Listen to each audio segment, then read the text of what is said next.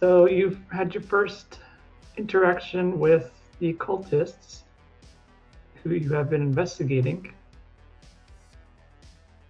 You went back to the Poison Poseidon and you cleared out all the cultists that were hiding within. And that's pretty much what we did last time.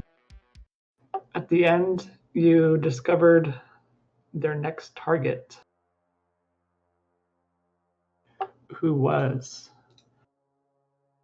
Shore Netitia. Belgra wanted to go warn her, so we'll start there if that's where we want to. Yeah. Sounds good.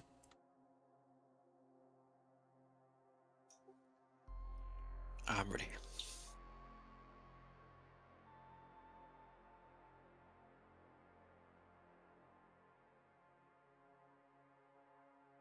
Okay, you arrive at the Churix boarding house in the heart of Lower City. It is an old two-story building, much of it in disrepair. Crowds of refugees are waiting outside to receive meals, while others are moving in and out carrying supplies.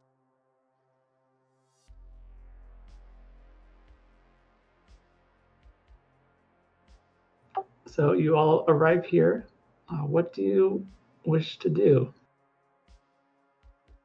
Sorry, what are we doing here? Is this where Ashari Neltutia we suspect that this person is? Yes, she, according to the note you received, she was living at the Churix boarding house, which is where you arrived at.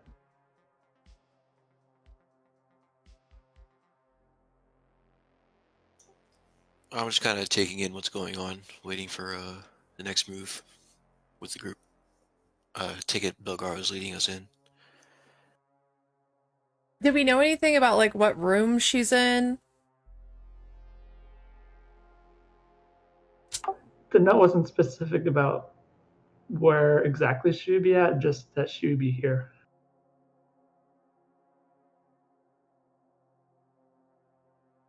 And what do we see around us in terms of, like, who do we see around us?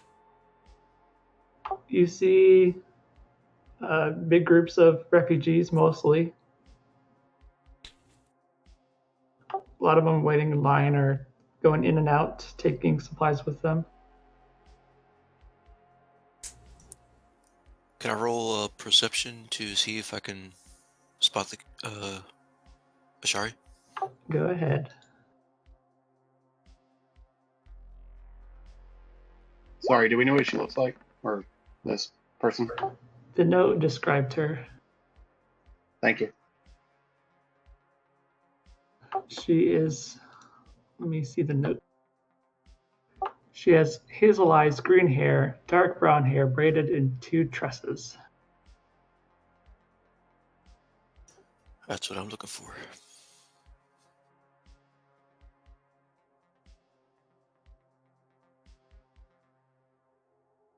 Does anybody in the area match that description?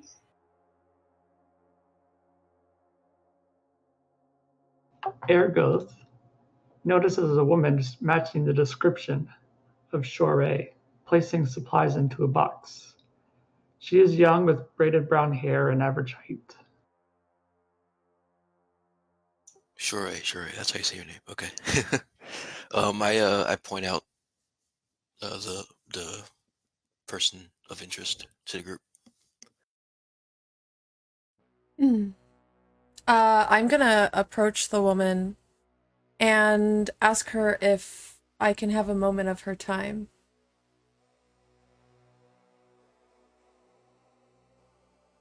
Following Belgara. So we're in a pretty big crowd of people, right? Yes. There we go. Get them. And Nigel's gonna, whoever looks the wealthiest in the crowd, Nigel's gonna try to pickpocket. They're all poor. They're refugees. You know, What you gonna do? Steal their bread? It's all relative. Okay, you take Shore. She follows your lead, and you take her aside. Okay, yeah. So I'm gonna bring her back to the group, a little bit away from the hustle and bustle of what's going on, and show her the note that we found, and let her know that she is in grave danger.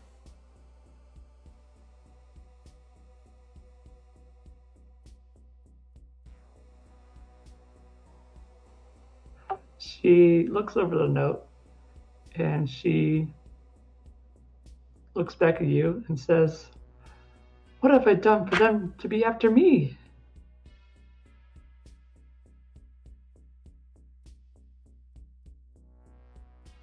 We are not entirely sure what you've done. You know anything about what's going on, or has anyone said anything to you?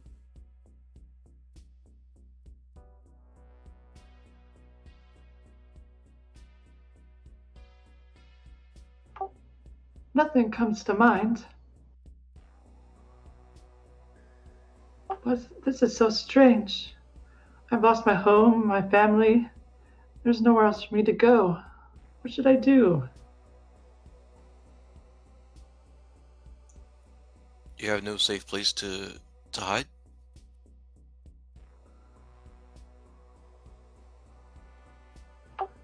No, I'm of Elturel. I do not have a home here. Belgara's going to hand her 5 gold pieces and tell her to find somewhere to be that isn't here, where she can be safe.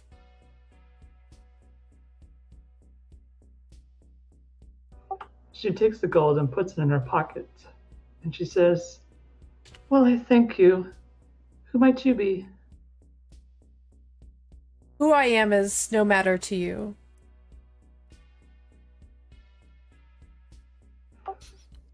Well, I'll be sure that you are sung about throughout the lands, whoever you are. Thank you. Be safe. I see this. Before she leaves, I look to Belgara and I say, "These cultists are looking for her, right? Do you think we should kind of like stay with her to see if we can catch them? They can do the work for us of looking for them."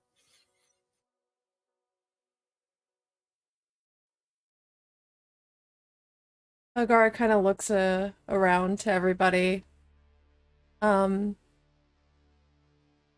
And thinks for a moment and then says,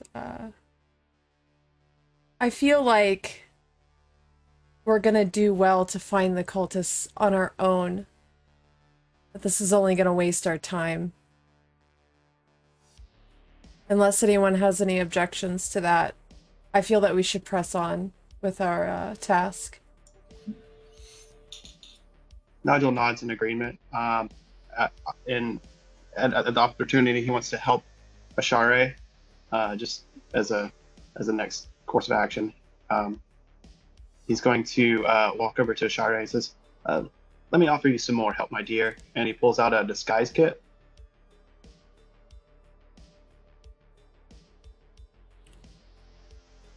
Okay, I believe that's a. Let me see. It's a tool. I'm gonna roll for it. I was just trying to see what you needed to roll.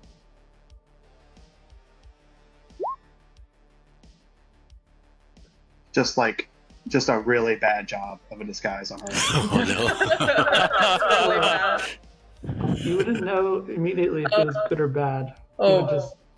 It would happen if they would find her. So I guess it's pretty obvious to the rest of the party that it's a bad job, but Nigel looks very pleased with it. So just awful makeup everywhere.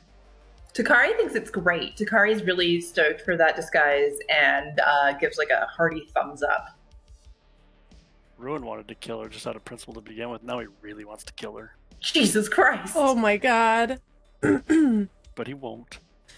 Belgara's gonna just sigh. And kind Pinch of of the brow. Just look No. at the woman and say, I think maybe you should go to another town. This is not where you belong. You have money, travel, disappear into the world. I've heard of a man. I believe his name is Amric. He has a service in that, doesn't he? He does, but he's dangerous. Stay away from him.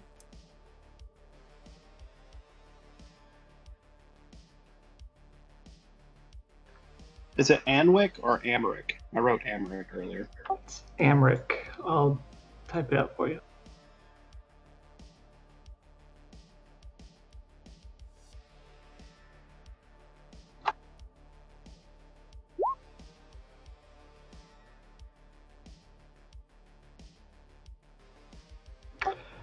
Well, she gives a nod and goes and grabs her supplies and leaves the boarding house. Nigel says, well, that's our good deed for the day. I hope she makes it safe out of the city. If she spends the 5 gold wisely, I feel she should.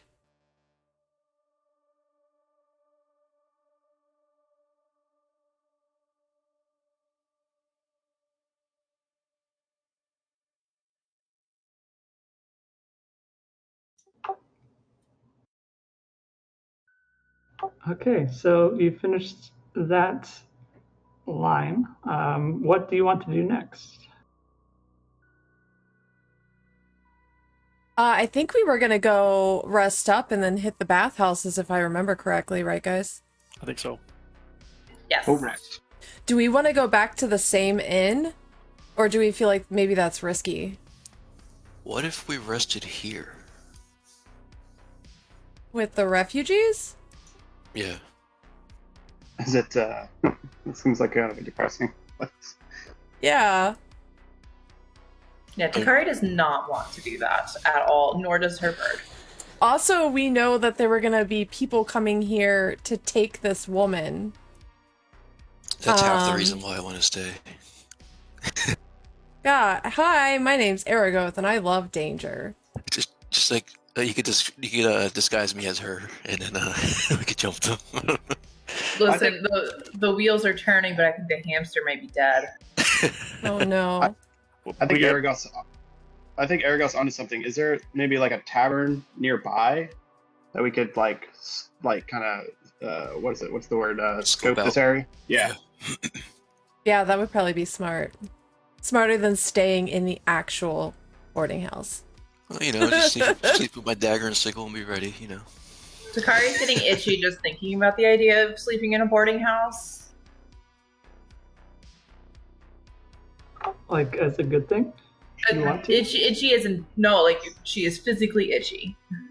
That's because you need a bath.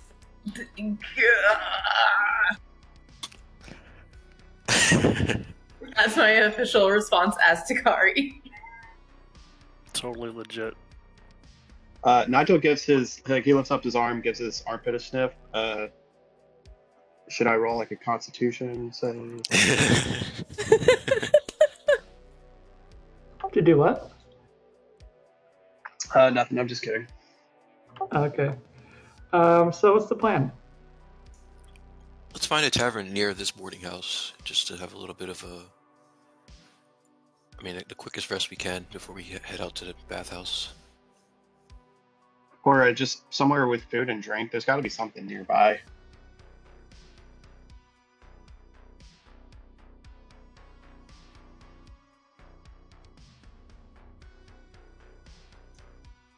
There's a town nearby named the Fireside Newt. You can rest up there.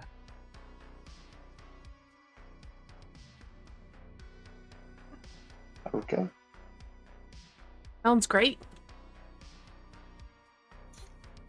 I'd say Aragoth would know this place well, and he heads that way, in that direction. Takari follows. Yep. Ergoth has been in quite a few taverns to walk people out and safely where they need to go. Would the tavern be close enough that we can see the boarding house? Yes. Wonderful. Okay, when they walk in the tavern, Nigel's going to maybe he wants to set up a game. He's got a tools of his trade, right? Some marked cards. He's got to set up like a little game at one of the tables. Try to swindle some people out of some money.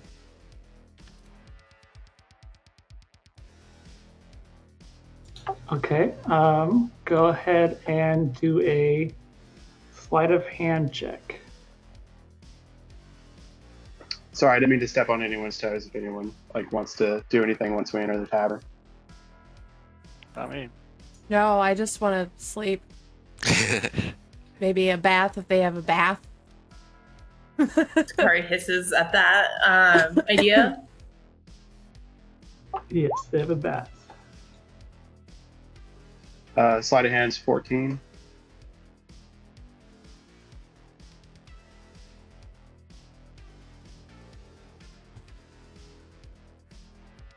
Okay, so you do your games throughout the night, and you're able to swindle quite a few people.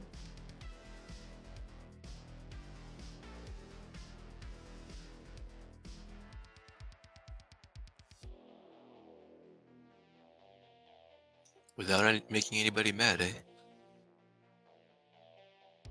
I mean, they're all super drunk, probably. Yeah. Takari starts. Well, Duro, for the Beastmaster, I know you said that she has to do a spell in order to raise the crab. Yes, I believe it's a 1 hour cast time. Okay, so I can't just cast it and have it with me at any time that I really want it. Sorry, you're raising a crab. Don't worry about it. Okay. It's your animal companion. Okay, that's all I did. I was gonna do something, but never mind.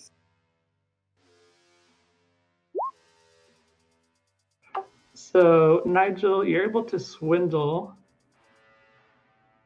4 gold throughout the night. Yeah.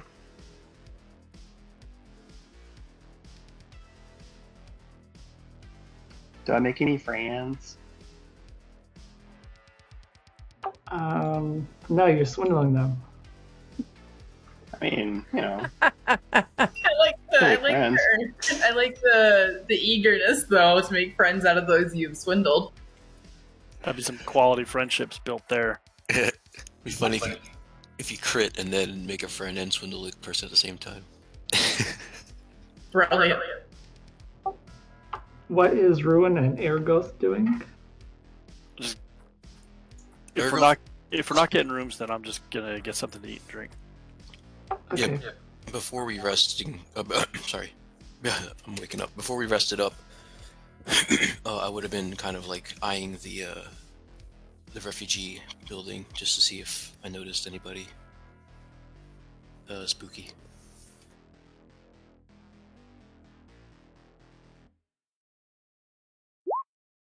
Sorry, what did you say? I just would have been eyeing the refugee building.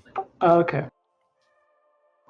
Go ahead, roll me a perception, just so you. Okay. So you're looking and you know what you're rolling.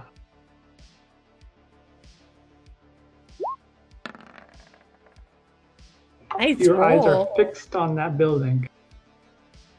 Never even blinked. Well, maybe once. I blinked once. I'm just imagining Aragoth in the corner with like flying eye drops. It's like, And you're sitting out in the front of the tavern, right? Yeah, I'm actually like standing out right by the entrance, looking at that building.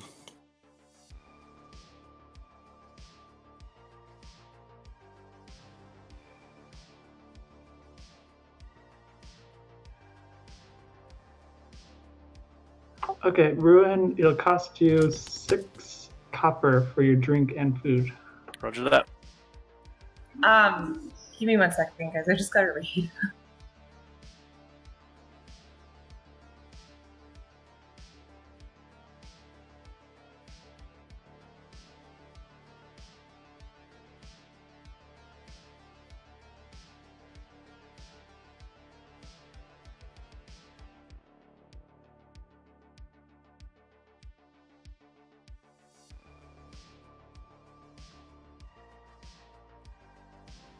They've already missed 25 minutes.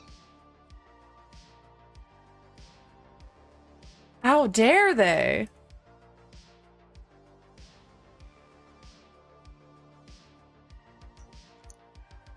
Not blinking. Eyes on the prize, bud.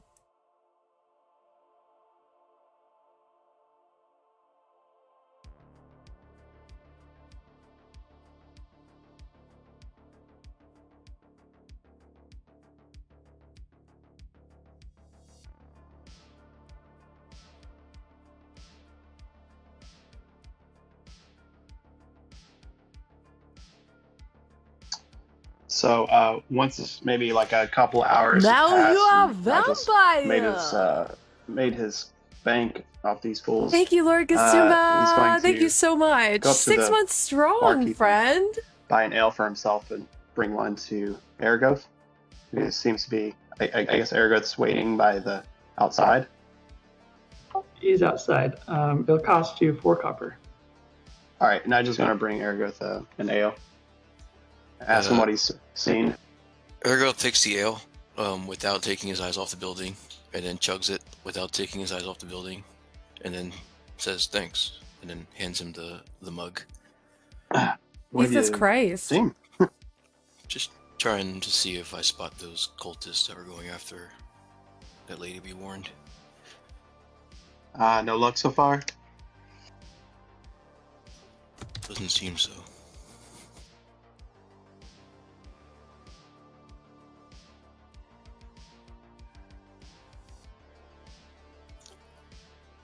Are you ready, Bones? I'm ready. Okay. Belgara, go ahead. What's what you were doing? Yeah, so I'm gonna approach the barkeep, and I would like to rent 2 rooms for the party, one for the ladies and one for the gentlemen to sleep in if they wish. And I would personally request that the room that I rent have a bath in it. That's very important. How much do I owe? Takari starts slithering away from Belgara, putting as much distance between them as she can. The barkeep responds to you. He's saying, but you're in luck. We have 1 room left with a bath. Wonderful. Exactly what I need after a long day. Takari is visibly upset by this. How much for the 2 rooms, good sir? That'll be 4 silver, my dear. All right, I'm gonna hand him over the 4 silver pieces, and then I'm gonna return to the gentlemen and let them know where their room is. If any of them would like to sleep in the evening, they have a room to sleep.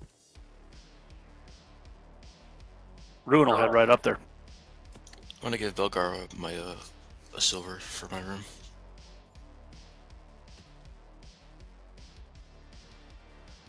Nigel looks very touched. You bought me a room? Well, yes, of course, we all need to rest, darling. And as I've picked up some gold from our last little adventure, I feel as though I owe it to the party. My gold is your gold. As long as we're adventuring together, it's for the greater benefit. Nigel tears up and says, "Thank you." You're welcome, darling. And as for you, and she's gonna turn around and look at Takari. I do believe, darling, it is time for a bath. Now, we can do this the hard way, or we could do this the easy way. Which would you prefer, darling? Takari would like to make it very difficult for herself to be grabbed, and very wiggly, very dexterous. Can I roll for dexterity, please, Duro? She would need to attempt to grab you first. Takari backs away. Well, in that case, as I'm watching her back away, I am going to attempt to charm her as long as that's okay with Bones. Yeah, what would my save be for that, Duro? That would be... What does the spell say? What am I rolling for that? Let me see. I just posted it in the chat.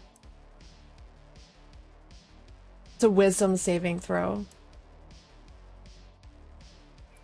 Looks like it would be 13.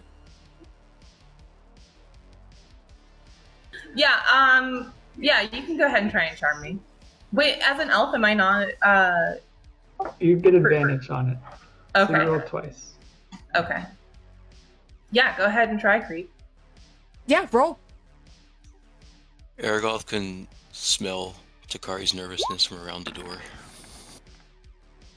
Get fucked. Ooh. I just kind of shrug and then I start stomping over to her and attempt to grab her forcibly. Okay, make a strength check against Takari's acrobatics. Also, technically, charm can be used that way, but we'll just do it since it's thematically the way we want it to be. What do you mean it can't be used that way? So it just makes it so the person is friendly towards you, and I think Takari's already friendly towards you. And you also can't force them to do something that they wouldn't want to do even if you were friends with them. So, like, you couldn't force a king to give you their crown, or force a wild woman to take a bath if she really does not want to. Oh. But I'm only thinking back to like one of our previous games where I was able to have that dude hand me over his staff after I charmed him. yeah, but he doesn't really necessarily prize it, so that's why I'd let you do it. Oh no! Oh! Well, technically, she can beat you if you roll a 1 on your roll. So, I'm rolling for dexterity, or am I rolling for acrobatics? well, both. Dexterity or acrobatics is a dexterity check, but Right, but for the sake of the meta, which one am I clicking? acrobatics. Thank you. So what happened? Did Belgara get like a cramp or? Get fucked! So on his way upstairs, No, bad for me! on his way upstairs, Rune's gonna yell down, "Takari, come sleep in my room, creep. You can have the other dudes." And he just continues up to his room. Takari waddles up behind. Belgara just scowls and goes to her room to bathe and sleep for the evening. Ah! This won't be Takari- the last time. Takari is very smug at this point, very proud of herself, and smooches her little disease-ridden bird on the head.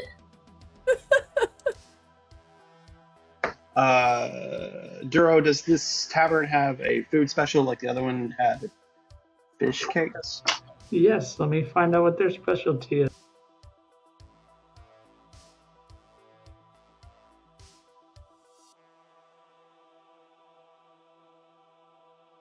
They have stag steak. Ooh, stag steak. Okay. Is anyone still on the tavern floor level with me? I'm just watching the sun go goes. down out the corner of my eyes.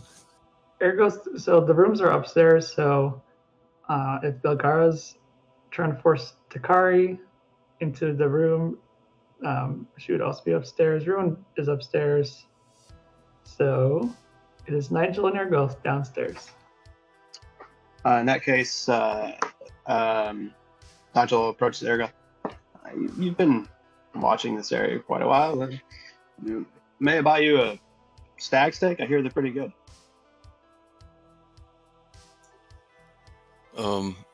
Ergoth finally takes his gaze off the building for like a split second and looks at Nigel and gives him a nod. And he looks All back right. at the building. How much is the steak? Nigel It's shrugs. 3 copper. Okay, I hand him 3 copper. Okay, I guess so.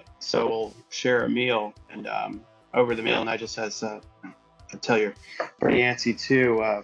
Let's say we go check out this bathhouse. Not go in it per se, just see what we're about to get ourselves into."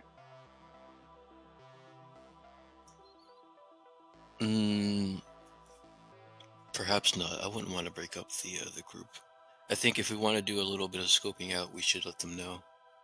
Even if you want to do, just me and you scope it out, we ought to let Belgaro know that's our plan if we were to do that. I dare you to come try and bother me while I'm bathing. Oh no! Fucking dare you. She's Nigel already says, pretty spicy. I'm very soured this evening. yeah, Nigel mentions that. He says, I believe they're taking a bath right now. Might be somewhat indecent. I also think I need a rest because I had a game. I have only 1 slot left after I leveled. Although Ergoth is kind of hesitant to rest and even go up to the room because he just wants to spot this group. But as time passes, he's kind of leaning on the side of resting. Okay, Duro, how far away is this bathhouse from this tavern? It is about a half-hour walk. Oh, not bad. Okay.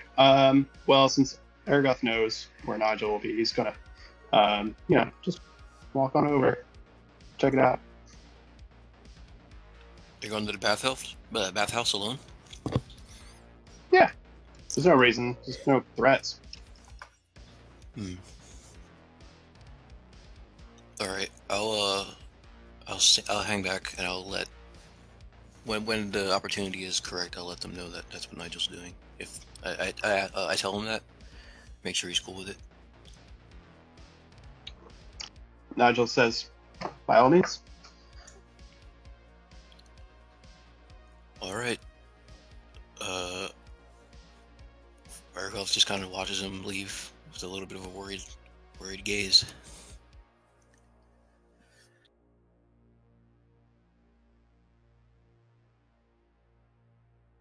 Okay, so Nigel walks on his own to the bathhouse.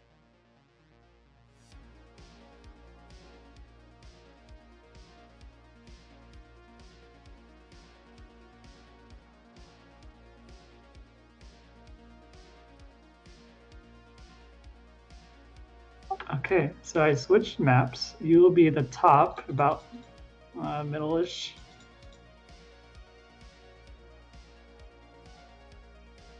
Do you see yourself? I do. Okay, let me see my notes.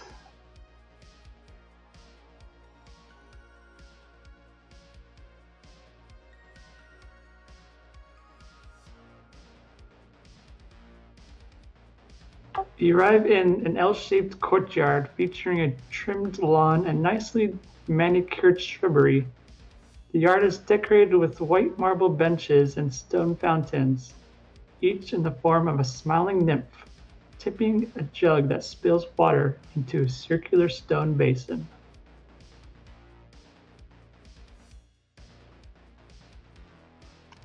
Nigel thinks, nice place. Okay, looks like there's a couple of windows here into the bathhouse. Yes, you can see see through them, but you can't walk through them, obviously, because they're windows. All right, and this is just like a public area, right? Like I'm not like in some kind of like restricted area. It is a public area. Okay. Well, Nigel's gonna walk around this building, just checking out, taking in the scenery. Okay. All right, more courtyard.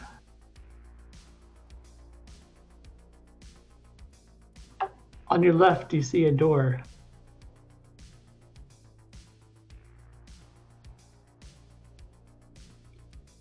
All right. Nigel's gonna walk in. Okay, 1 second. I need to fix my. No, it doesn't matter. Okay, let me just remove the door.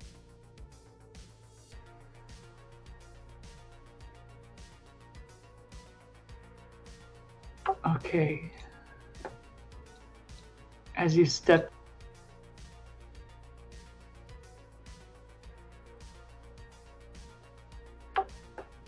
Three shadowy figures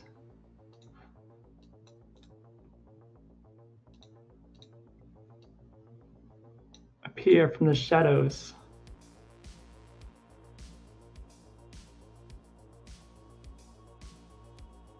They speak to you. Why have you come? Nigel says, just looking for a bath.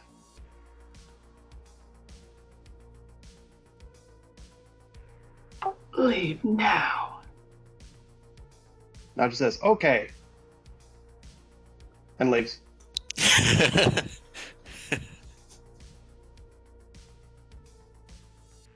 Okay. Back to the map. Nice scoping. Hey, we know a little bit more than we did before.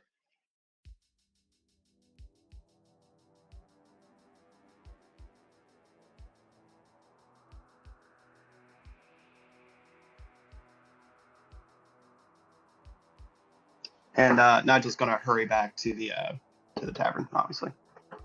All right. Okay. Nigel arrives back at the tavern.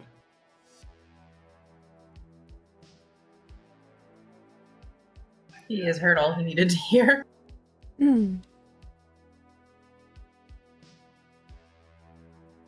What time is it at this point?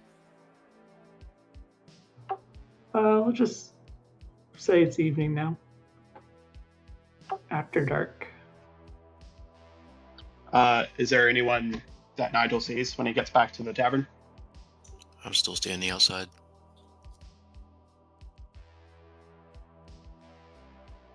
All right, Nigel says, "Ooh, boy. Well," and he tells Aragoth about the bathhouse and that. I walked into the bathhouse and pretty much immediately beset upon some, let's say, shady characters. Gives him a wink. I'm glad you're back safe. That was fast. Maybe we should rest up for the night. Agreed, and we'll build Belgar and everyone else in the morning. Also, that steak was delicious. Did you bring yours? Nigel mentions that he ate it on the way. All right. Okay, so you two retire as well as everyone else, I believe. Is that correct? Yep. Yeah. I'm probably already asleep by this point. Yeah, that took about an hour or so for him to do that. All right. Aragoth does not notice anything happen. And his name is John C.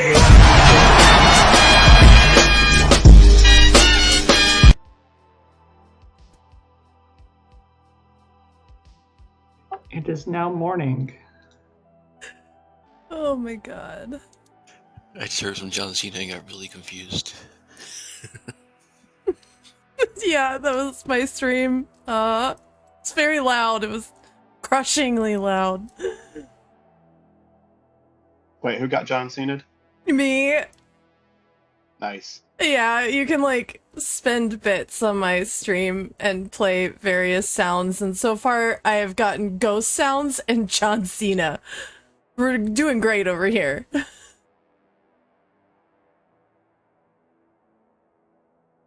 I dig it. Ergoth roars a yawn again as morning breaks.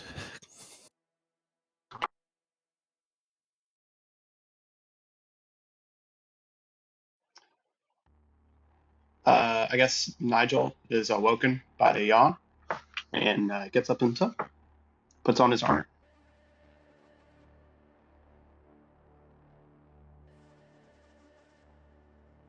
Is Rowan in the room with us too? No, Ruin is sleeping with Takari, so she's not with Belgara. So you were sleeping with Belgara and That's correct. Ergoth. Wow. Wow. Okay. All right. Wow. Vergara's well guarded. All right, You guys the main are sleeping like at the end of the bed like two little dogs, though. I'm Little like puppies. I'm sat up next to the door, like against the wall while I sleep, with my arms folded the entire night. Okay, but let's be real. Nigel is like a starfish sleeper, so So he sleeps on the floor. yeah, probably. Takari only feels safe sleeping underneath Ruin's bed. It's a good arrangement because he doesn't give a fuck. Yeah, I mean, yeah, I think that's what makes Ruin and Takari a great Yep. couple of friends. Just she can be weird, and he's like, yeah, that's fine. Don't give a shit. She's our friend, and she's crazy. Yep.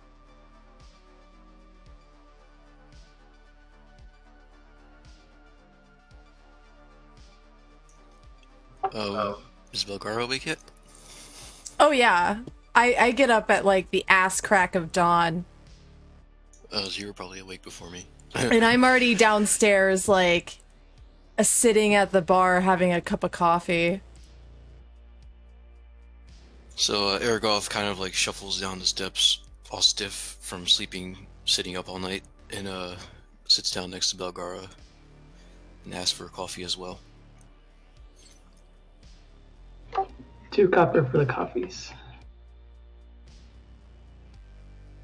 Drop 2 copper.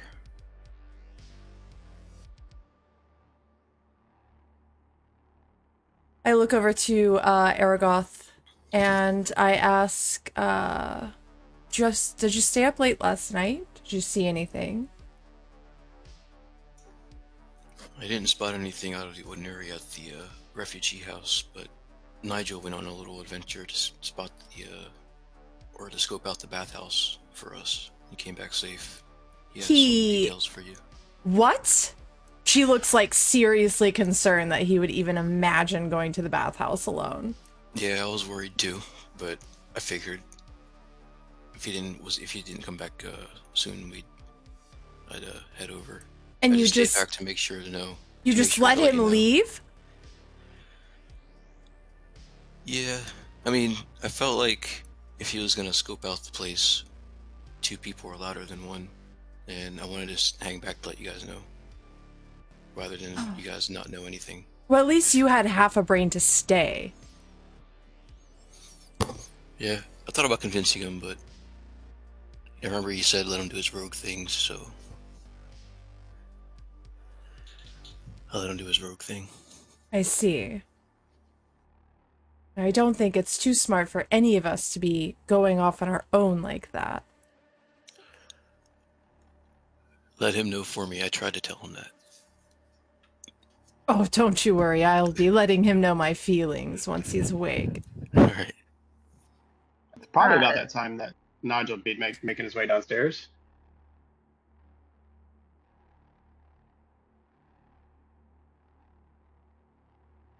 But it sounds like Takari's got something. Sorry. Go ahead. Oh, no. I was just gonna.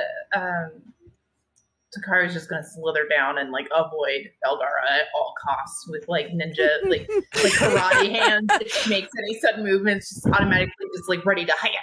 I'm really enjoying how this is very quickly turning into like a mother adolescent teen vibe. Yeah, mother and goblin child situation. You'll be the death of me. One can only hope. You're the reason Mommy got her tubes tied. What does that mean? It's okay, Aragoth. You're a simple man. Don't worry. Yeah, Takari's just very, very suspicious, very ready to like do acrobatics away from Belgara, while also ninja kicking. And then the exact opposite of Takari, Nigel makes his way downstairs, just like grinning and waving at Belgara and Ergo. Oh God. Ariel sips his coffee awkwardly, like, "Oh no, here it goes." Belgara's mouth is just set into like a hard line, and she is eyeing the shit out of him. Does he come over and sit with us? Oh yeah, he's definitely like totally oblivious to your, obviously being angry at him. Good morning, Nigel. I heard you were up to some interesting things last night. Would you like to share? Not before I've had my coffee. I see. Well, you should drink your coffee. You'll probably need it. All right, so Nigel orders a coffee. 2 silver. Silver? Oh, sorry, I meant copper. They also have quail eggs for breakfast. Okay. All right. Yeah, and Nigel will actually, he's going to order breakfast too. Would anyone else like a breakfast? Ariel just pops open another ration on top of the counter. Oh my Everyone God. brought an affirmative to the breakfast offer. Yeah, I would love a breakfast. I would also love to know what you were doing around the bathhouses last night alone. So Nigel kind of like, oh shit, and kind of turns back to the barkeep and or whoever's there and orders breakfast for everyone. How much is that? That is 1 silver, 2 copper. Thank you. And okay, as they're waiting on a breakfast, turns to Belgara and says, "You seem upset." Oh, do I now? It's like, okay. Well, I understand. And let me go ahead and say... Oh, yes, please explain yourself. I'd love to know why you put yourself in danger. Very smart. So intelligent. Takari starts sweating. Ariel smells the sweat. Gross. Gross. Smells like patchouli. Nigel says... so Nigel kind of like tears up. He says, wow, you care about me. Why, yes, you silly little man. Why would I be so upset if I didn't care about you? Now, can you explain to me why you would do such a stupid thing?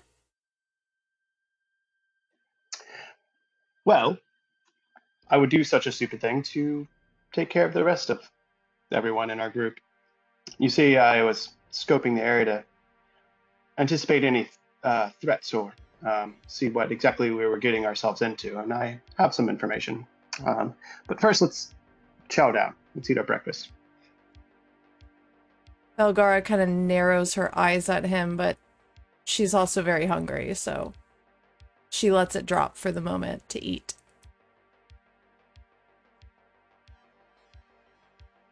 Okay. How's the breakfast, Duro? Is it good? Is it gross? It's good, yeah. It's quail egg omelets. Nice. Delicious. Okay, so what does that do to Belgara's mood? Oh, she's still really sour at you. It doesn't change her mood at all. Crap.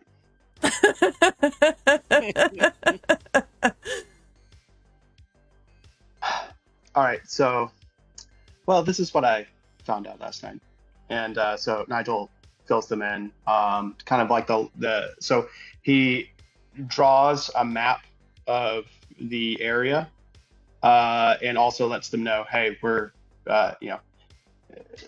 pretty much immediately getting in a battle once we go into the bathhouse. Duro, did I see any? I didn't see any. I forgot to ask for like sewer, like manhole covers. Anything that like indicated like underground access. You did not notice any of the sort. Okay, thank you. So just the bathhouse and the three hooded figures. Were these the same hooded figures that were at the other place, I believe, the tannery? Yes, you recognize them as servants of Mirkul. So, yep.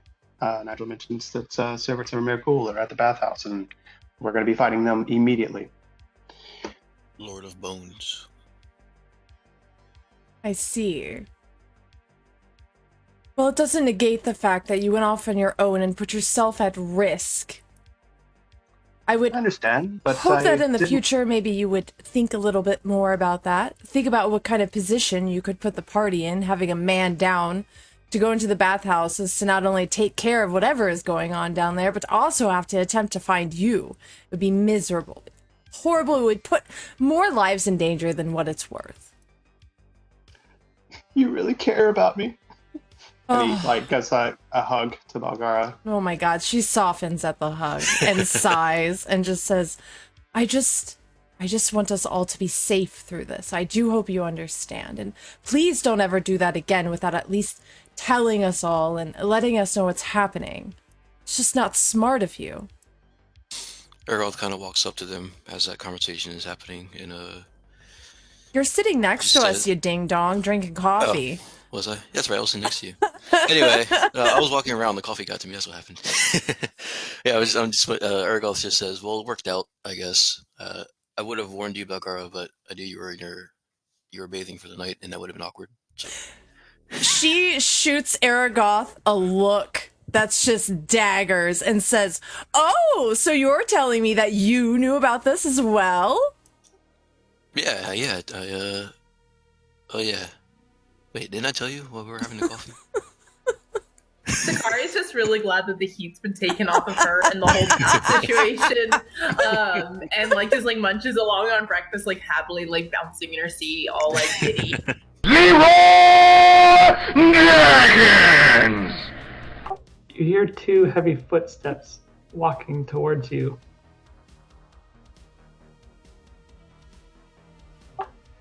You see two Flaming Fist soldiers. They're wearing the traditional garb, long chain shirt under a red tunic, emblazed with the Flaming Fist insignia. One soldier is large with a gruff face and bald. The other is young and slick, with slicked back blonde hair. They approach you. Looks like we have our backup. The younger one speaks. You must be the adventurers Captain Sarge sent us to escort. This is Reinhardt, and I'm Slab.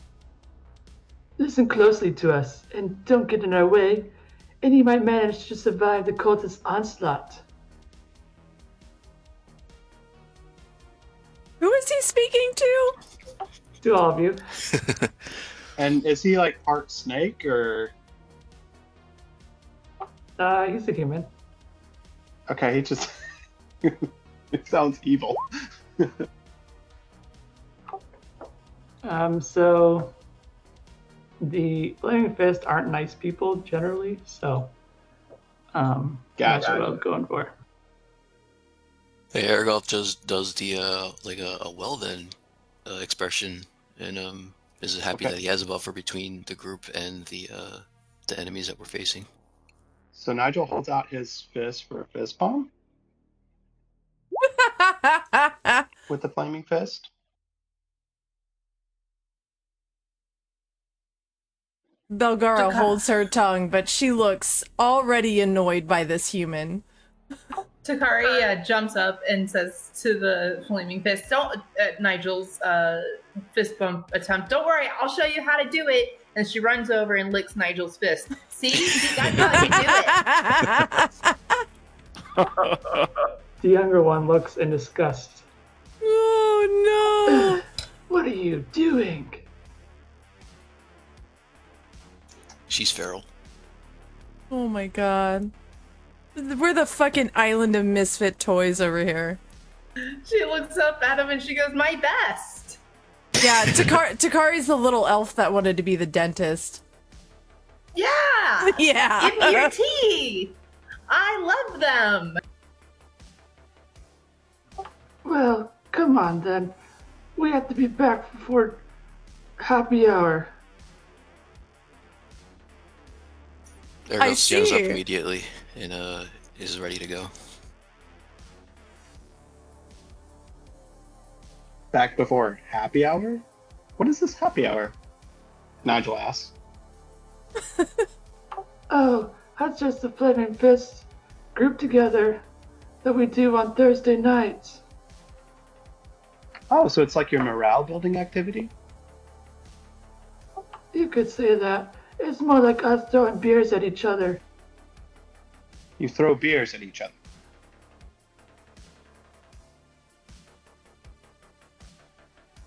That is a question.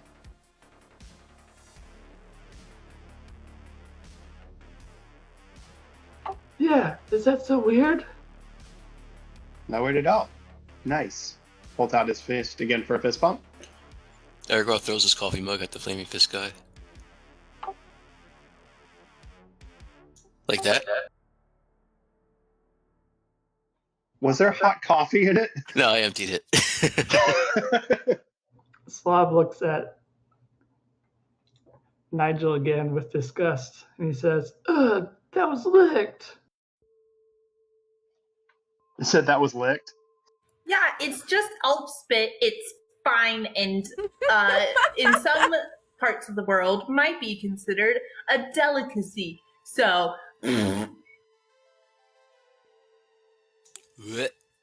Oh, come on, we don't have all day. Okay. Takari's ready to go whenever. Really, she's just really enthused about things. Yeah, Ruin shoves the rest of his food in his mouth. He's ready to go. Well, yeah, Belgara finishes her coffee and stands. Nigel follows suit. Well, gentlemen, I believe you should lead the way, she says to the two guards. Because they're definitely meat shields now. That's how Ergo sees it too. 100% meat shields. Nothing wrong with a little cannon fodder. Nope, you need it. Yes. You know, your normal full-time meat shield takes offense to the way you guys are speaking about meat shields right now. Just saying. Yeah, but you're our special meat shield. Okay. You're Well, I haven't- magical meat shield with thunder and Yeah. Not really. Yeah, not really a meat shield. More like man-shaped death dealer for us. I can live with that. Carry on.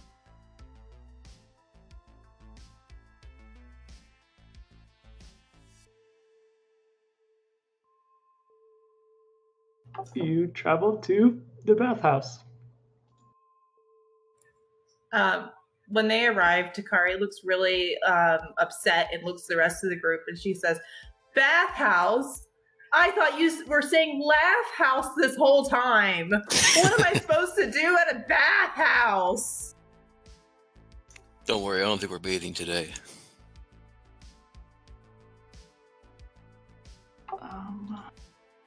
I needed to populate this real quick with people.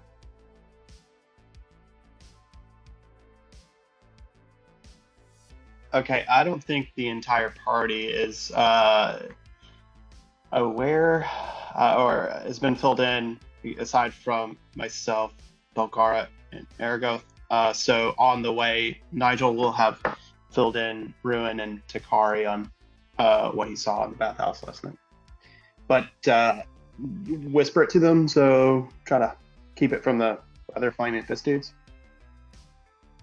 I know what you're doing.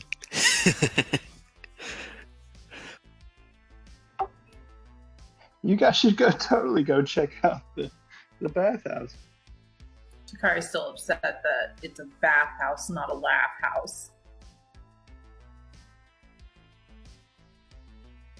You arrive at the bathhouse. You peer in through, as you walk in, you peer into the inside, and you see there are just common people taking their baths.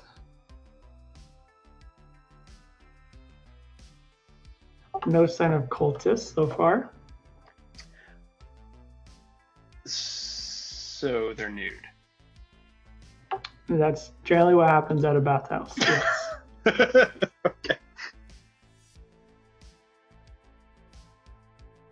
Takari Bad doesn't place have- for windows. Belgara's Takari gonna. I'm sorry. Go ahead. No, go ahead. I'm sorry. Belgara's gonna look to the guards and say, "Well, gentlemen, what's your grand plan? We're following you." Yeah, right this way. I love how shitty and cocky he is. Great. I want to fight him. We might accidentally kill the guards. Who knows? Quote unquote accidentally. Okay, I'll just move everyone in here.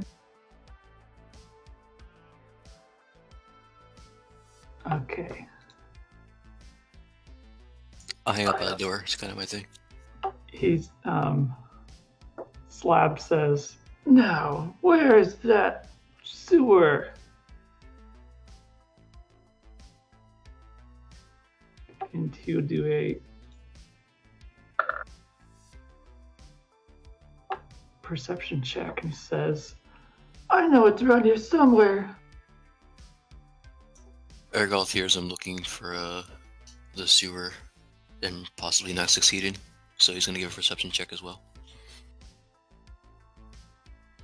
Yeah, I'd like to help with the looking about.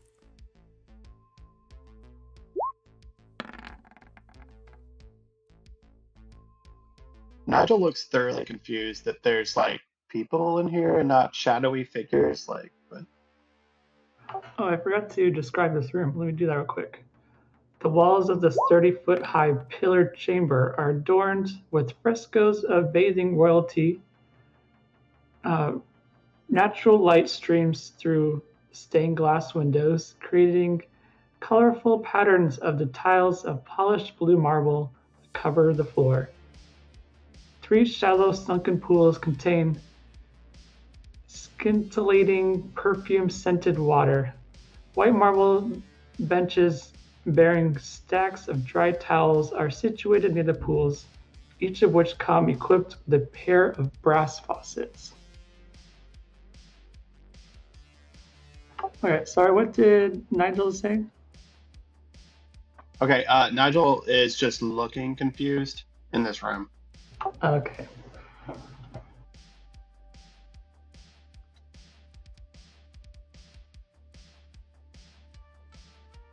Do I spot the sewer entrance that he was talking about?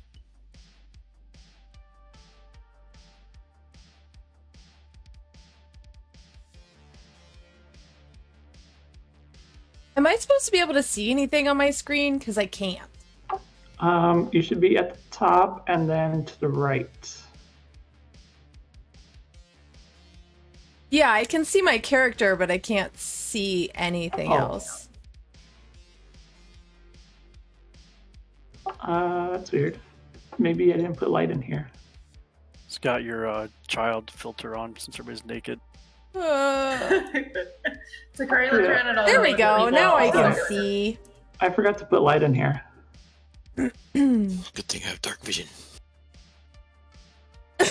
Yeah, that's why everyone else could see, because they have dark vision. Oh, that makes sense. Wow. What are you talking about? I can see. Yeah, I don't Okay, have I lit that. up everything. Sorry. Okay, so Ergoth and Belgara notice a secret wall to the northwest. I would like to go ahead and take this moment to cast Mage Armor on myself. Oh. I would also like to use one of my sorcery points to double its duration so it'll last for the whole day. Whoa. Nice. Thank you. It's not good. Okay, so that what I just opened was not the secret door. The secret door is in front of you. But go ahead and move in there. That was a door. But you notice a secret door behind that door.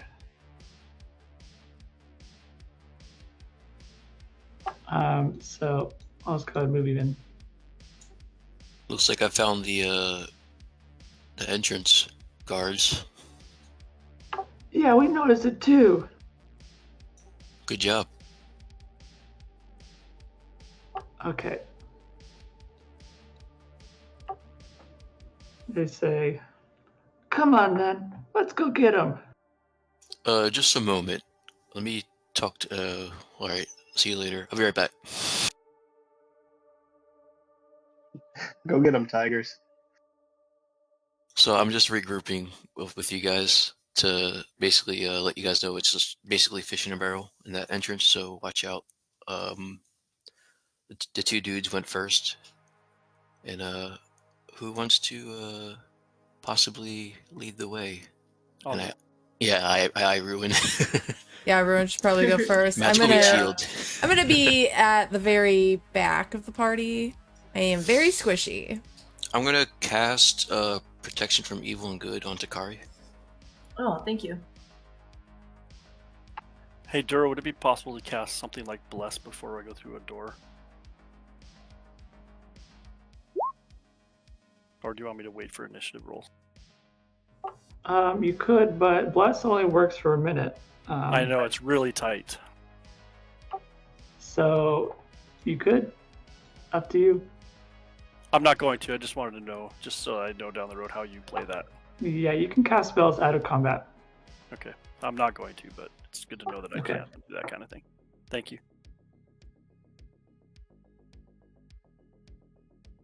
Alright, Ruin. This way. Sakari will go behind whoever's behind Ruben. That'll be me. Alright. Okay, I'm just gonna drag you guys down the steps. Cool. Duro, I'm just Okay. curious.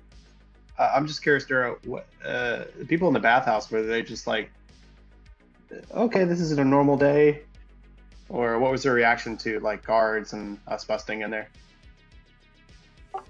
So generally speaking, in the city, people tend to avoid the Flaming Fist because they are very mean to people, and they like to inflict pain on people, generally speaking.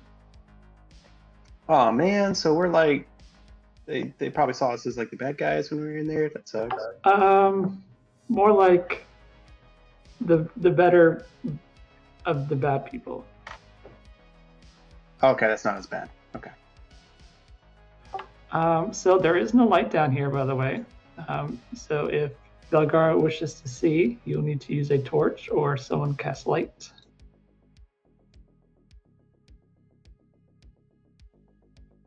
And we moved to the left of where we were. I would like to touch my amulet on my neck and cast light onto it. Okay. So that should give me at least 10 feet, right? Oh no, it should give me a 20-foot radius. Okay. And then an additional dim light for another 20 feet. All right. You should see now. All right. Awesome, yeah, I can see now. Okay.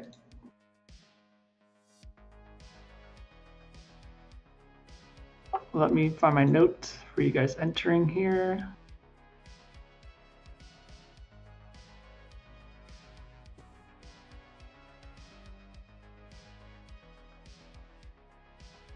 Okay, so here's what happened when you opened the door.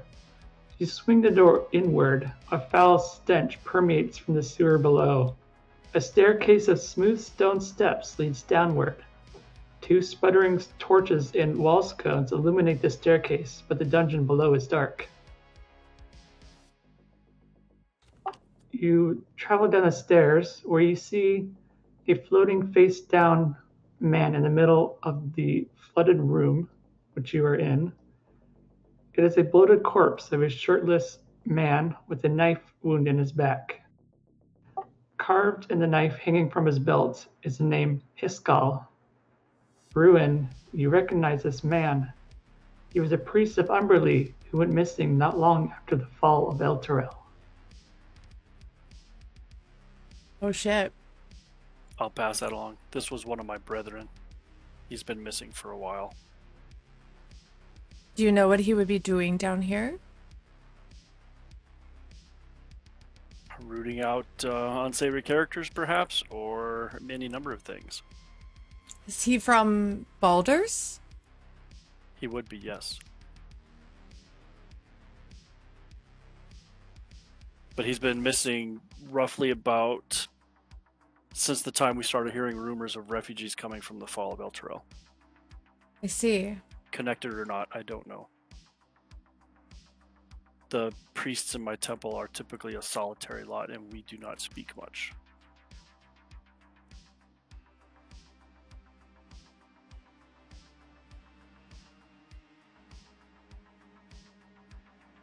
Would it be rude of me to suggest that perhaps we search him in case he has anything beneficial to us on him? I wouldn't want to insult you, Ruin. We cannot be insulted. Do what you wish. Belgara's going to kneel down and very carefully and respectfully go through his pockets to see if she finds anything useful for the party. Unfortunately, Belgara does not find anything of value. Likely, whatever he might have had was taken from him. All that's left on him is his knife. She's going to take the knife and hand it to Ruin. Anything special about the knife from a Umberlee perspective, Duro? Or does it just look like a normal knife? In the metalwork, it has the emblem of Umberlee. Okay. I'll slip it into my sash. Which looks like 2 tidal waves. I'll return this to where it belongs. Thank you. I'm sorry for your loss, Ruin. It's no loss. We come, we go. She lives on forever. That's all you need. Belgara just nods to him in understanding.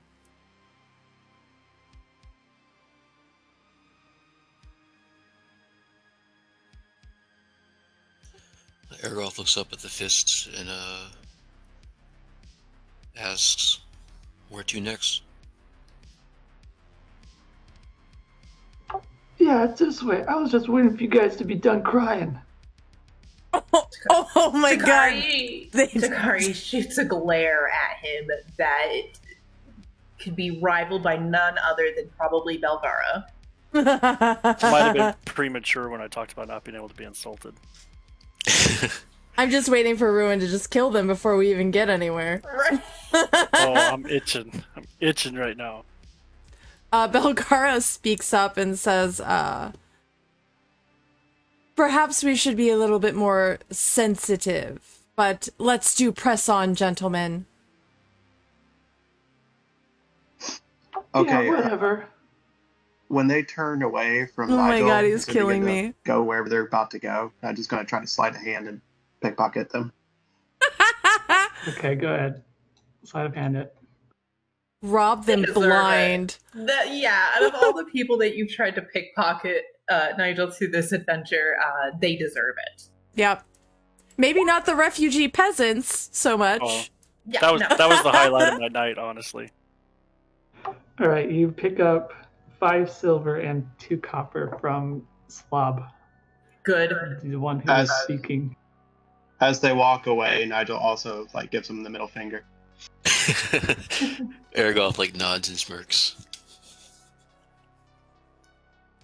Alright, it's down this way. They lead you down a long corridor.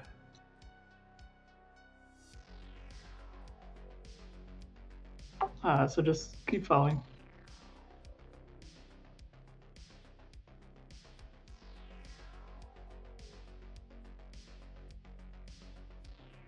Are you guys able to see that far?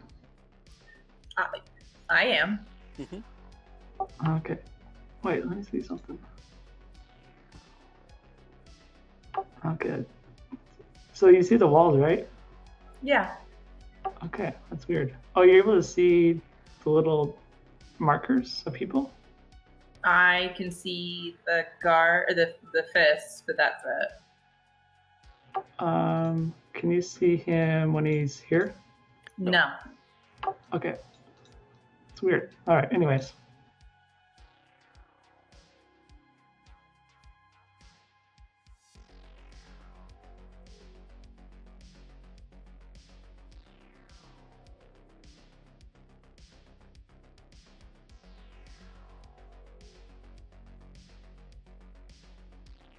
You arrive at a door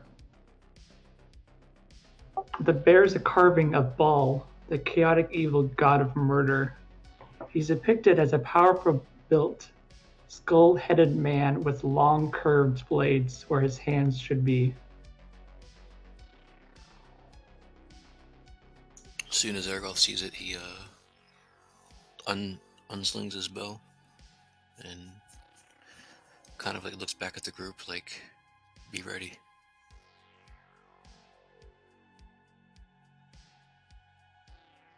Slav opens the door.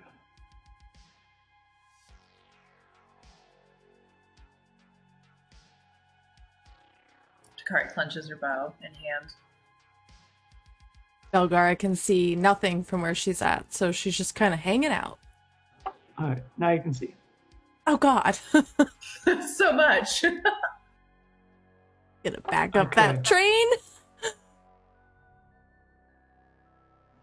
The east door bears a carving of Bane, the lawful evil god of tyranny, who is depicted as a tall, armored man wearing a bucket helmet. His right gauntlet is painted black and clutches a set of shackles. And the south door bears a carving of Mirkul, a neutral evil lord of bones. He is portrayed as a cloaked figure whose face is hidden under a cowl. In his skeletal hands, he clutches a screaming human skull.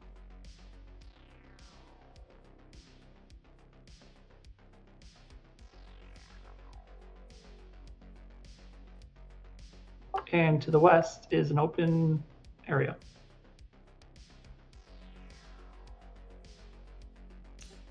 Aragoth looks at the soldiers and just says, path of least resistance for now. That's what they want us to do. I'm gonna open up this door. He opens the southern door.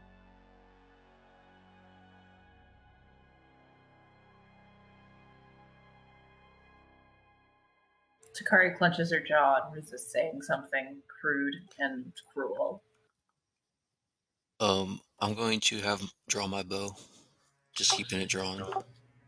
In the middle of this room, 3 pale men are huddled over the body of a deceased man. They are wearing filthy black robes arranged.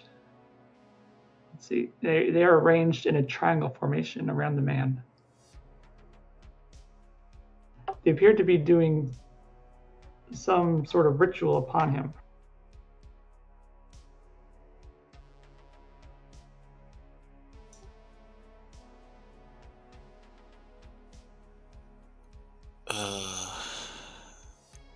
Slav yells, "Die, cultist!" Alright. Ruin will Oh head in my. at the earliest opportunity.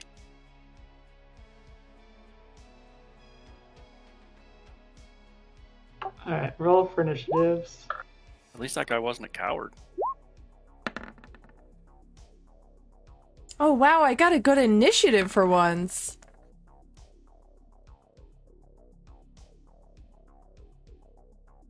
I did it right. I'm so proud of myself. You did it. Please, Duro, please be proud of me. I'm always proud of you. Oh, Duro, thanks. That was so nice.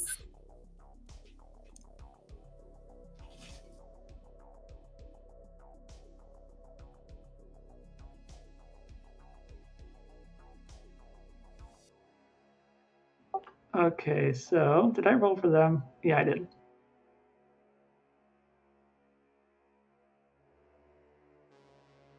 It will be Ergo's going first. Longbow. Dead center to the middle guy. Oh, that's a beautiful sight. Nice. Oh, was that a crit? Yep. Yeah. Nice. Okay, 12 damage.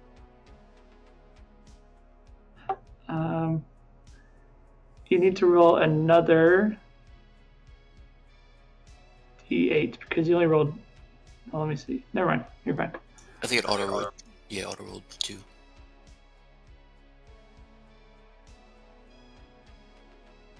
Are we doing double damage or double dice? Double damage. Or sorry, double dice. That's what I meant. Okay.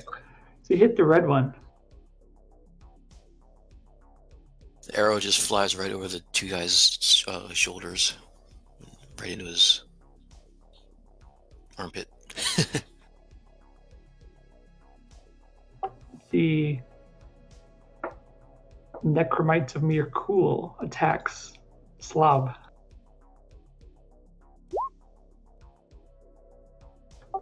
Slav yells out in pain as he dies. Ah! Oh, Can't say I'm mad. Came right from the Actors Guild. no.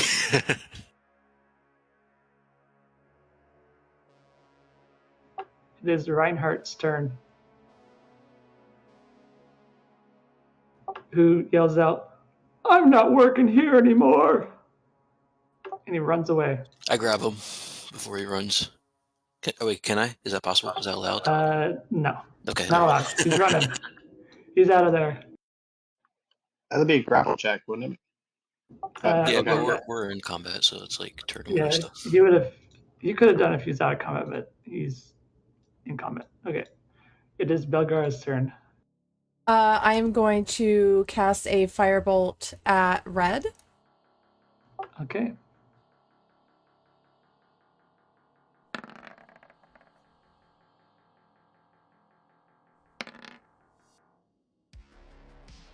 Red explodes in a fiery flame as he dies.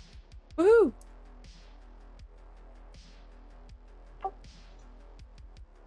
It is Blue's turn.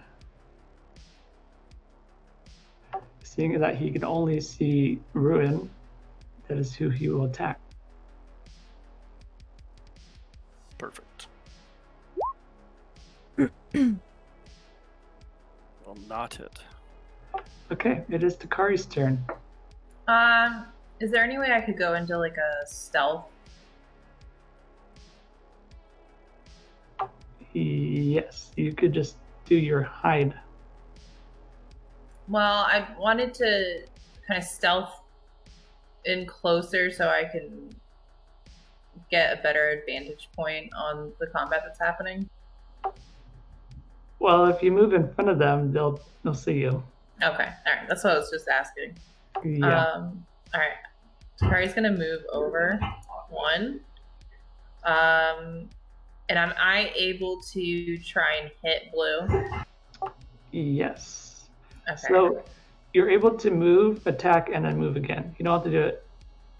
You don't have to do move at the same time. Okay.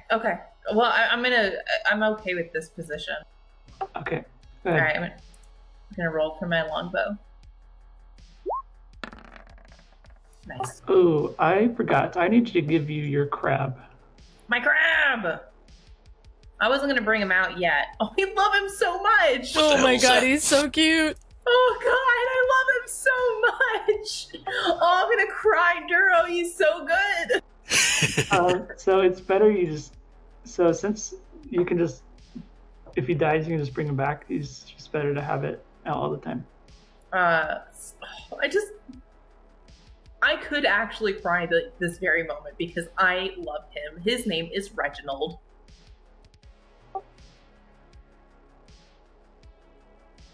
One thing I didn't do is set up his specific attacks. So I'll do that real quick. Okay. Do you want me to roll for my damage? Yes, go ahead and roll free damage. Oh, I did that wrong. Sorry. And you rolled the same exact thing. That's crazy. Weird. Okay. Nice. Okay. I forget if it attacks on your turn. Yes, it attacks on your turn. So let me give you control of it. Okay. I love him. Come on, Reginald. Get spicy.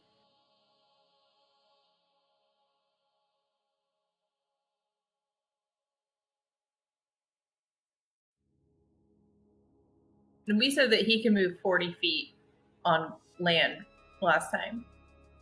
Yes, we switched out the swim with, or what did we do? We switched out this running speeds. Okay, so you can't control it. So do whatever you want with him. I love him. Takari squats down and goes, crab people, go, Reginald. Yeah, exactly.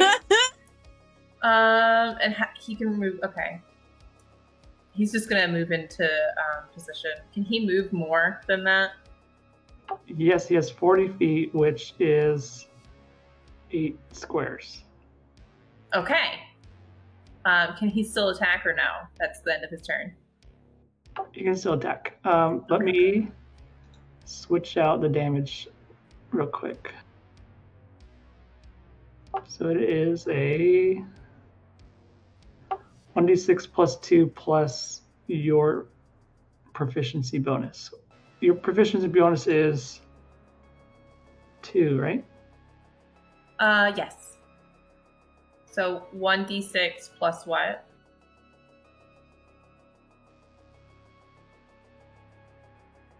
Plus 4, basically, I think.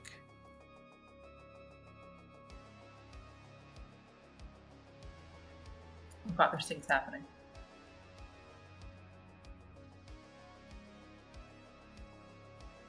Okay, so you're gonna make him attack? Yes. I get Binding Strike.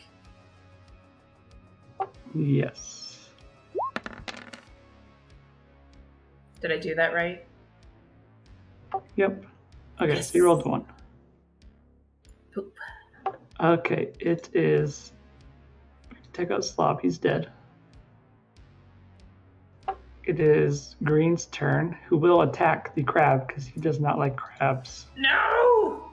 Leave Nobody Reginald wants alone! crabs. He will attack him with his flail. I wish he wouldn't. Okay, that is not supposed to be a crit. It is 2. 2 damage. Oh, So what- Reginald. What happens if her crab is killed? Can she re-summon one? Yes, it takes an hour to resummon it, and it just acts as normal. Is it like a once a day thing?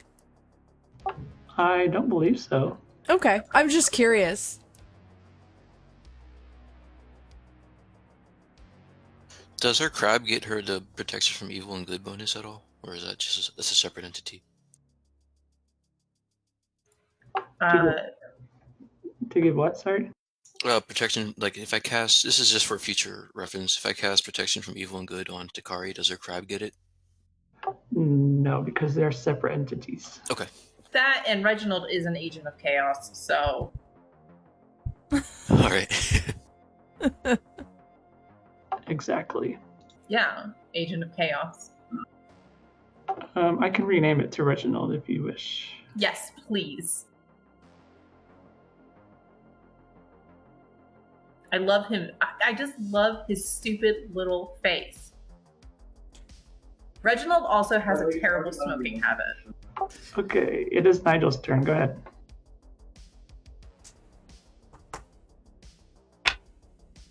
Okay, I don't think anyone is. Nigel can see. Well, actually, I guess you can see Pale Homie over here.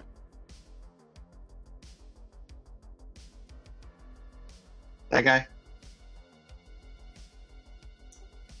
Yep. Yes, you can see him. I guess Nigel will shoot a bow or shoot an arrow to him. Okay. This will be for the sneak attack damage as well. It's 5 feet of an ally. Great. You got Reginald there. All right. Go ahead and roll.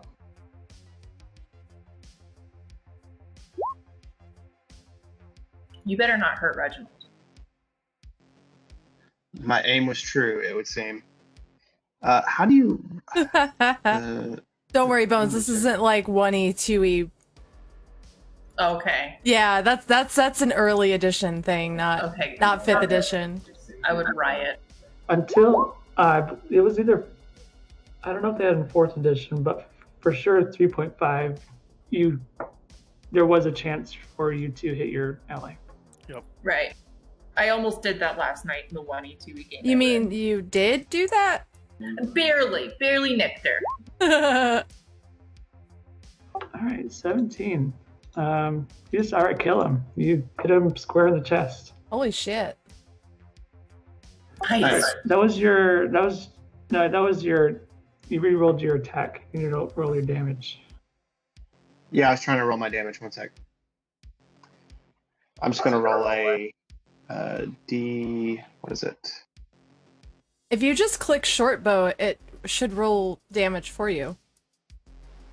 Yeah, it keeps rolling the attack or the yeah. No, the like attack, in but chat. In chat, if you hit short bow, it'll roll the damage for you. Oh, where is it in chat? Where it says 21, 24, your roll. Underneath that, where it says short bow. Oh, okay, cool. Yeah, that's how you click to roll stuff. Wow, cool. Sorry, We're I didn't mean learning to click it. together. Nigel, what's your sneak attack? It's a Yeah, I don't think his damage is set up for that because it's rolled as 0. Yeah, I'm setting it up for you. Yeah. Is it's it? a 2d6. Okay, so with your bow, it's 3d6 damage. So I add 12 to that. Damn.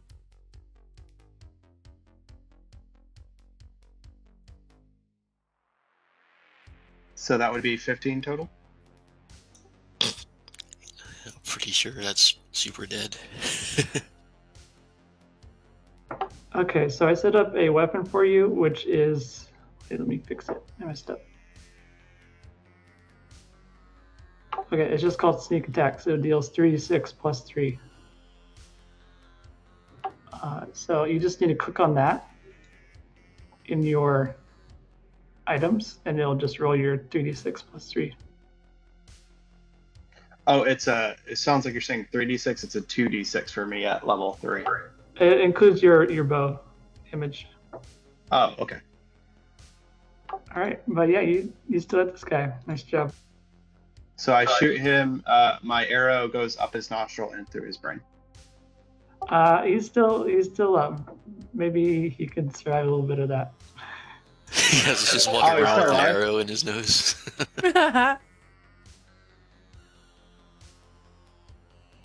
It is Ruin's turn. Okay, I'm gonna move up and I'm gonna stab Blue with my trident.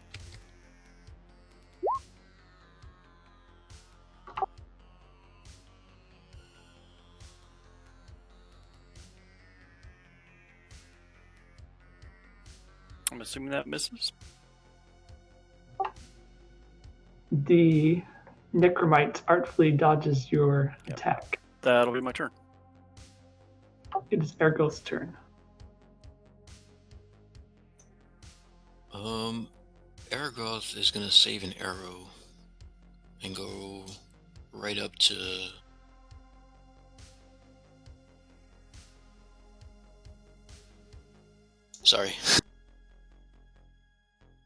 right up to Green, and I'm gonna sickle him.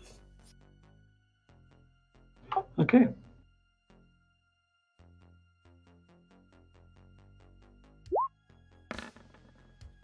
Wah, wah.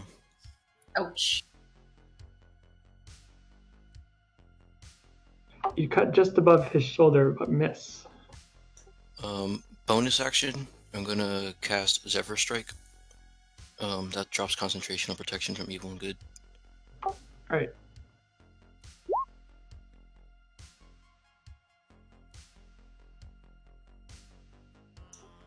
Okay. And then I think I get another 30 feet of movement. Well, you don't need it right now because you're where you need to be, I guess. Alright. It is Bilgara's turn. All right, I'm gonna move to there, and I'm going to hit Blue with a firebolt.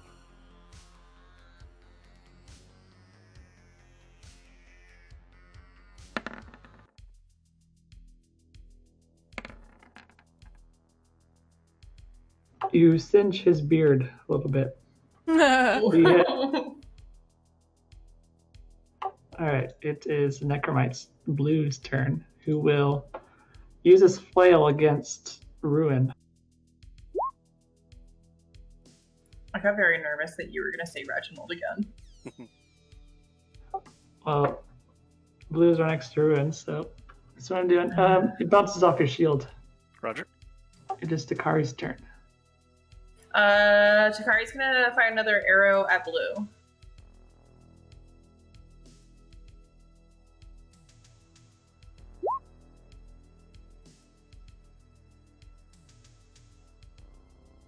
Nice.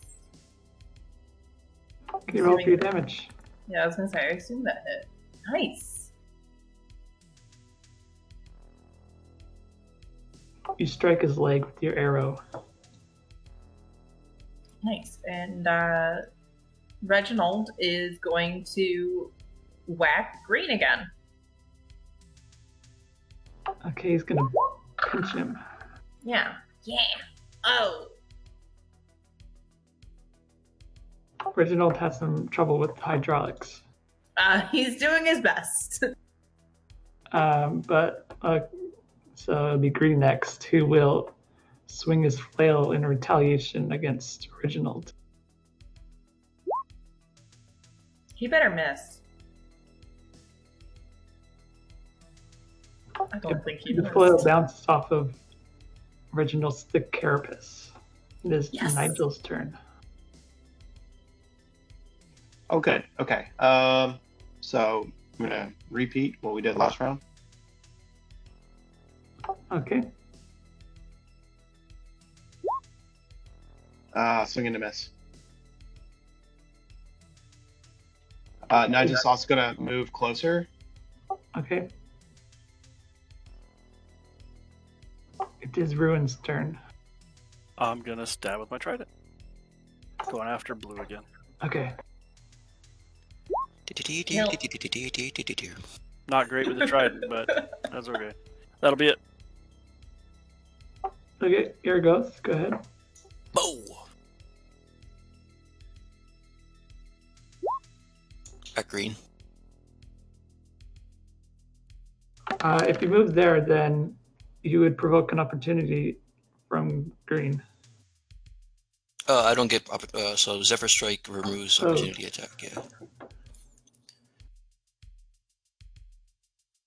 I missed that, and it was the second line. Okay. Yeah, I also missed that I could give myself advantage if I cast it first, but oh well. All right. Damage.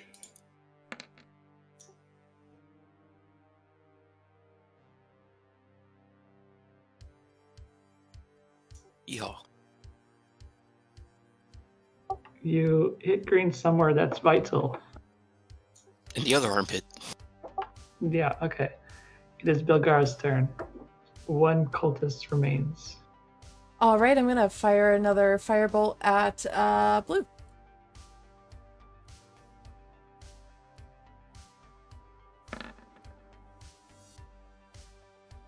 Roll for damage. Wow, I was surprised. I didn't think that was gonna hit. I didn't think so. I'm gonna be honest, I didn't think so either. Yeah. Another cultist goes up in flames. Woohoo! Nice. None stand. Very appropriate that they catch on fire when Bagara finishes them. I just have this way with people, you know? Right? Reginald moves up and down in place in joy. I'm gonna search the dead man in here. Same. Can I roll an investigation? Yes.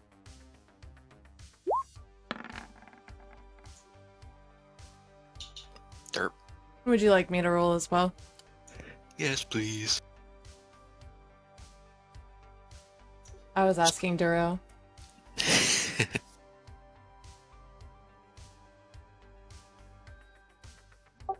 Sorry, what did you say?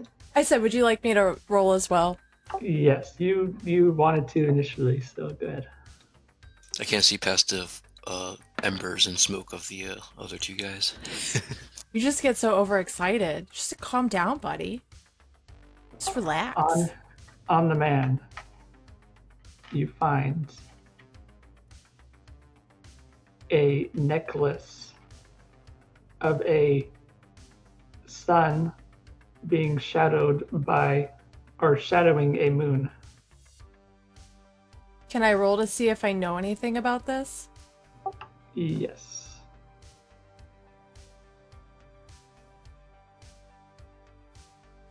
Not sorry. I meant to describe a sun overlapping a circle, which could look like a moon, but go ahead and roll history.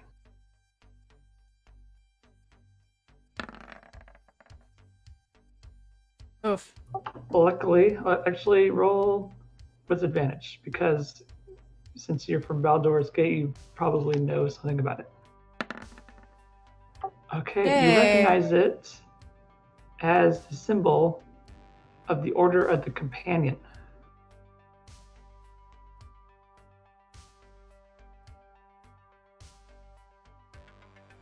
We have something in our notes about them.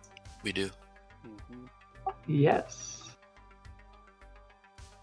Another woman who you were investigating also had a similar necklace on.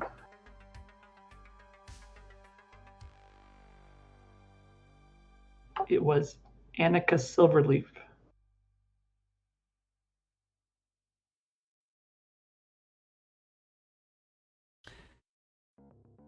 The companions are good. Yes, we like the companions.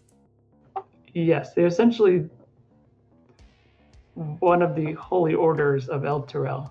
Okay. I show the necklace to the group, and I say, it looks as though this man was of the companions. I believe we've seen this before.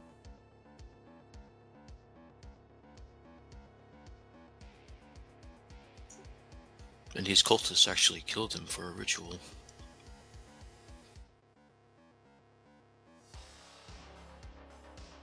I'm gonna pocket that necklace. Okay.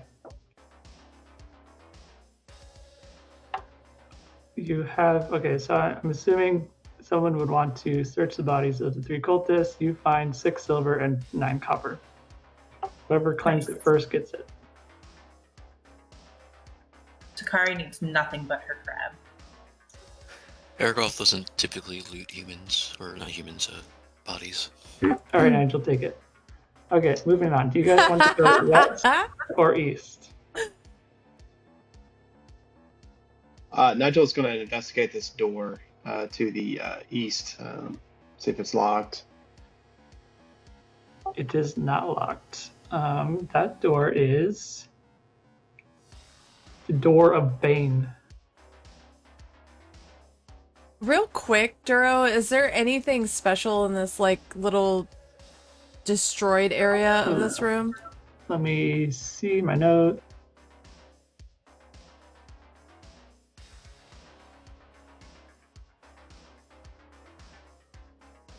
The back wall of this dry alcove is hung with a 5-foot wide, 7-foot tall tapestry.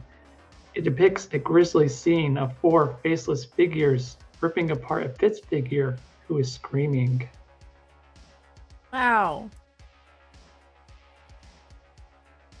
Well, the artwork in here leaves something to be desired.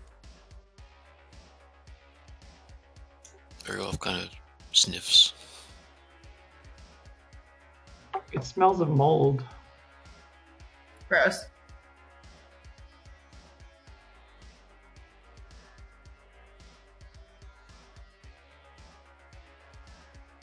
Okay, west or east? Nigel asks everyone, should I open the door of Bane? This door here. We might as well. Would you like me to open it? Duro, you said it's not locked. It is not locked. Nigel's going to step back. Ruin will open the door. Ruin finds a long hallway with 2 sets of stairs, and at the bottom is a pool of water. Ruin will walk down the hallway. Takari will follow. Oh, sure, can you bring me the crab? Yes. You step into the water. It is. You're not sneaking around, are you? I'm not. Okay. It is very loud as you make your way through the water. Oof. Takari says to Ruin, would you like me and the crab to go ahead since he can swim really fast? It is only ankle deep. Yeah, if you want to watch him swim, go ahead. I'm moving. How tall is the crab? He's pretty tall, I think. It's a large crab, so think of a big crab and a little bit bigger. All right, so let me describe this room to you. Just everyone get in. Just pile in.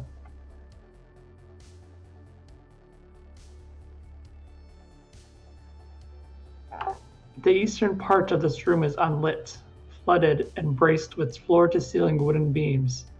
Rough-hewn steps rise out of the murky water to the western portion of the room, which is dry and lit by 2 torches in the scones that flank a stone altar.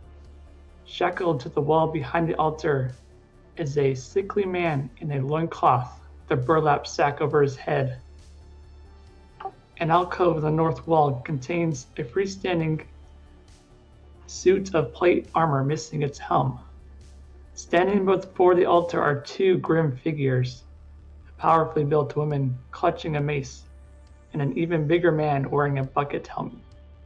The helmed man is jabbing the prisoner with a spear, causing to twitch. Both figures are clad in chainmail, and the woman carries a wooden shield with a leering skull painted on it.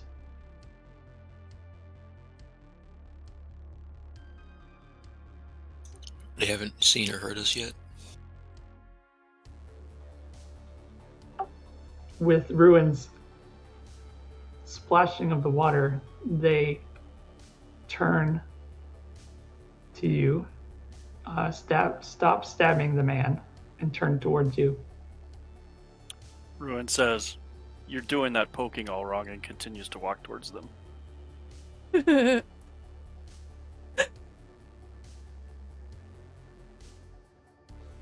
All right, let me clear the initiative, so go ahead and roll again.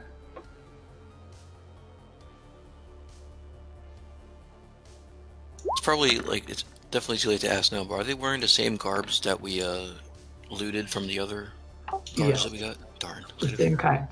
Could have been in disguise. Oop, I'm going last. I did it right again. On fire. I figured it out. Wait, you should not have one.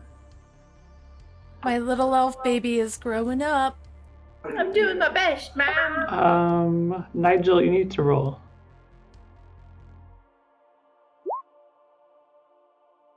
Did you roll already? Wow. Yep, initiative. Oh man. I'm last. Or almost last. Takari, you can go first. Okay. God damn. Sorry. Takari's gonna move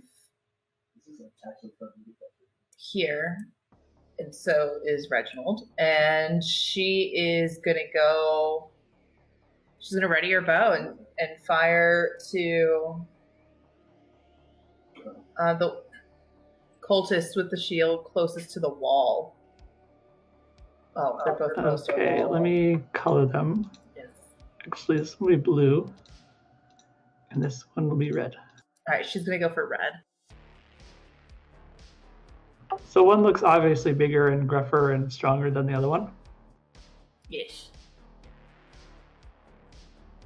Should I be able to see on the western side since there's torches over there?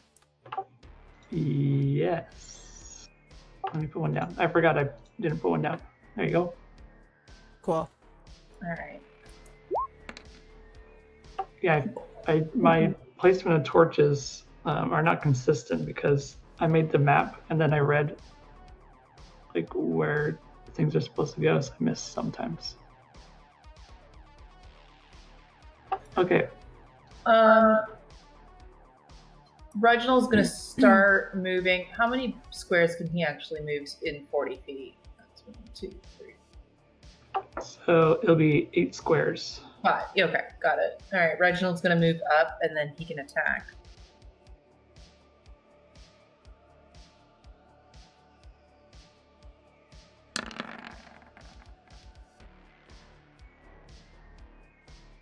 Please tell me that hit. Yes. Nice. I don't even look at the roll, but I'm pretty sure you'd hit. 1 second. Wait, no, you do not hit. Just kidding. I saw 17 on my roll for some reason. We can pretend it's 17. Hell, we could pretend it was a nat 20. No. All right. Okay. So yeah, you do not hit. It is the blue's turn.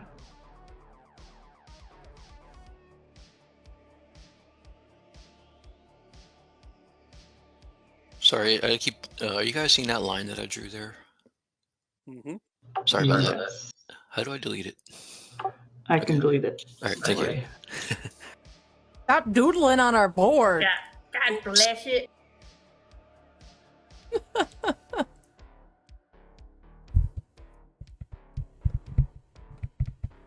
Okay, so blue will attack. Actually, he would. She would move up and attack Takari, which provokes an attack of opportunity with Reginald. So go ahead and roll for Reginald an attack. Okay.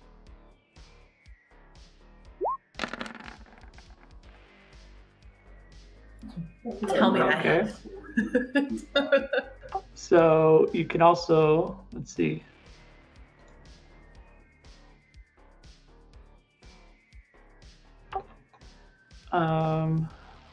Reginald can also make a grapple. Oh, the target is grappled. So she does not move, actually. She stays there. Is grappled. Get back there. Reginald, gotcha. Takari shouts to Reginald, "Go, Reginald, go!" So because the enemy tried to disengage while being attacked by something else, is that why the crab gets the opportunity?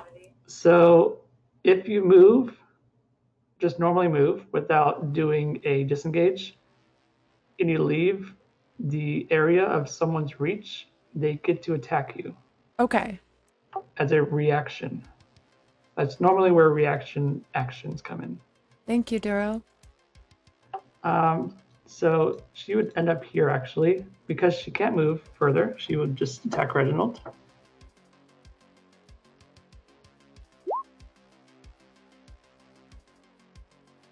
And I do not believe will hit.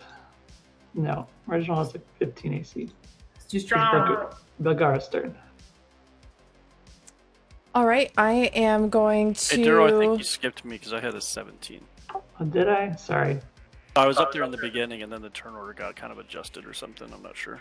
Yes. All right, sorry. It is ruined. Then Belgara. Okay, I'm going to cast Bless on myself, Takari, and Aragoth because they're the closest. So that means you guys get a D4 on attack rolls and saving throws. Nice. Okay. And then I'm going to move to here. And that will be my turn. Okay. Belgara, go ahead. Yeah, I'm gonna hit blue with my trusty old firebolt.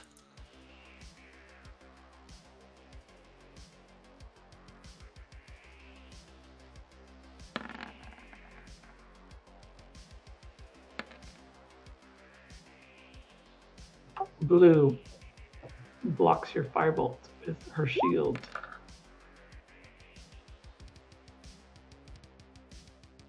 What's the planar warrior roll? Oh crap! Sorry, I didn't mean to just roll that. I was trying to. I had to fix Okay. my sheet, so I didn't know I had that on my level 3.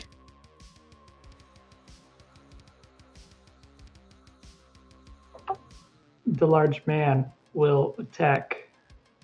Will do a multi-attack. First, will attack Ruin with a spear.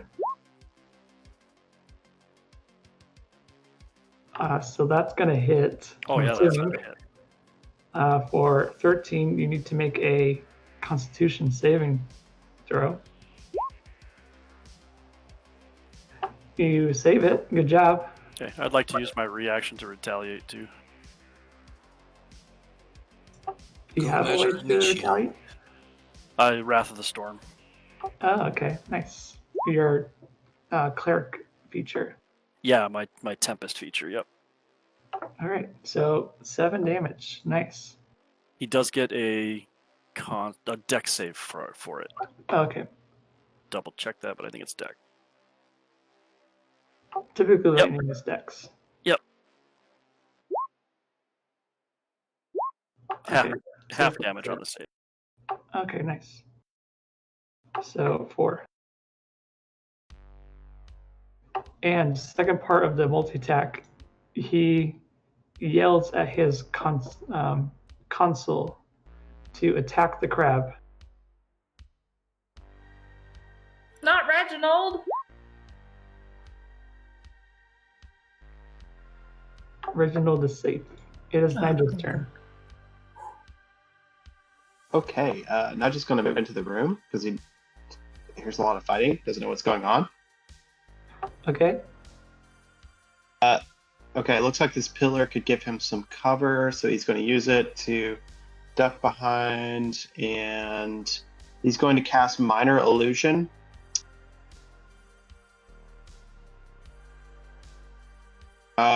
Right here, next to Red, he's going to cast an image of a big 5-foot snake about coiled and ready to strike at this guy. Okay, nice.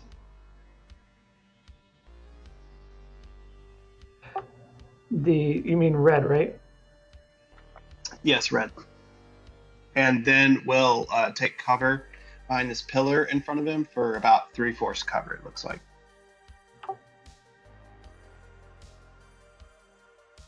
The large man cultist yells out in terror at the sight of the snake.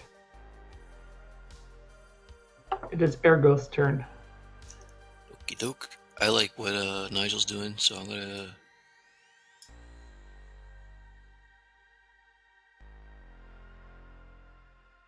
Will that give me cover as well from the pillar?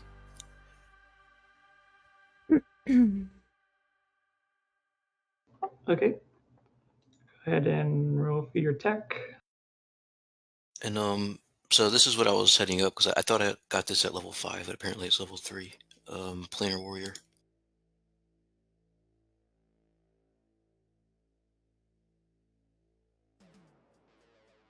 So as a bonus action, I choose one creature I can see within 30 feet. The next time I hit that creature with a weapon, it becomes force damage, and then I can roll an extra d8. Nice. I'm gonna try to save Takari's crab and aim for blue because he's right there, and I have cover against him. So bonus action, planar warrior. All right. Longbow.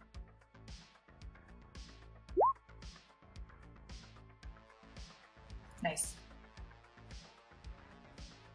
You are going to hit. All right, so that's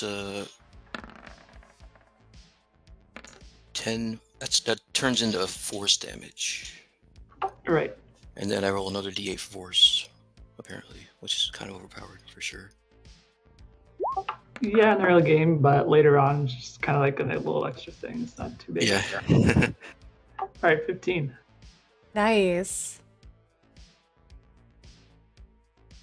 It is Takari's turn. All right. Takari's gonna use Hunter's Mark on red. Okay.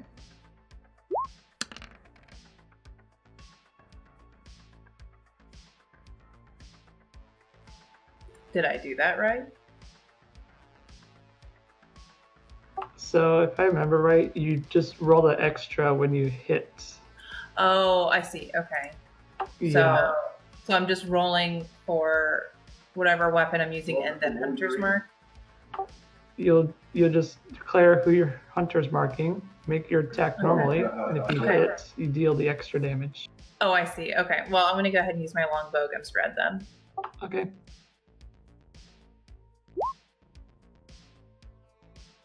You are going to hit. Okay, and then I do my normal damage and then Hunter's Mark. Yes. Do you want me to keep that Hunter's Mark or do you want me to reroll? Reroll it. Okay. Much better reroll. Yeah. That was generous. That was very generous and kind. Thank you very much, The Duro. arrow pierces through the man's chainmail. It is the woman's turn. No, I still need to roll Oh, yeah. for Reginald. Yeah, good. He's whacking. That will hit. Nice.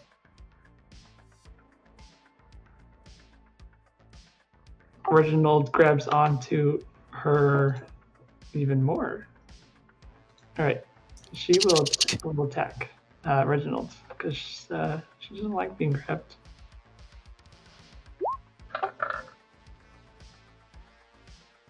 She just can't hit Reginald. He's too thick. He's too good. He's too good. Ruin's turn. Just imagining the crab doing like boxing dodges. Literally. I'm gonna cast a Cure Wounds on myself.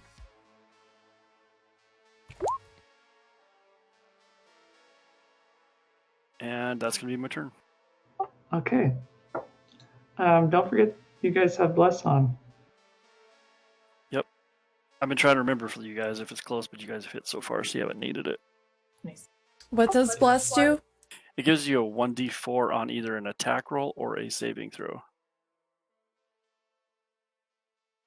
Oh. Oh shit, Duro, I gotta do a concentration test for that hit I took the first round. Oh, you did that already. You saved. You got a crit. Okay.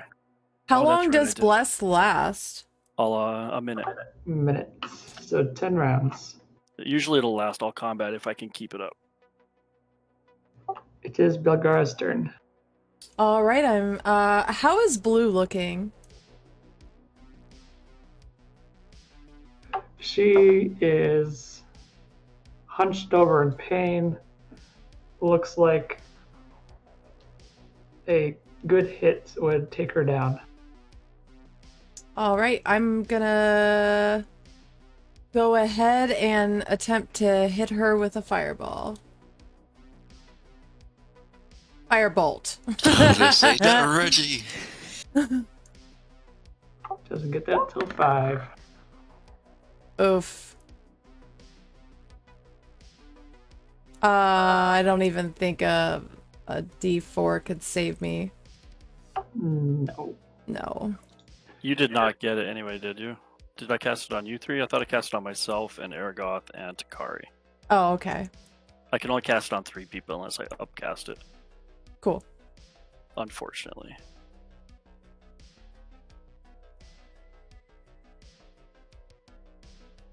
I typically just throw it on whoever's closest. And that's my turn. Okay, so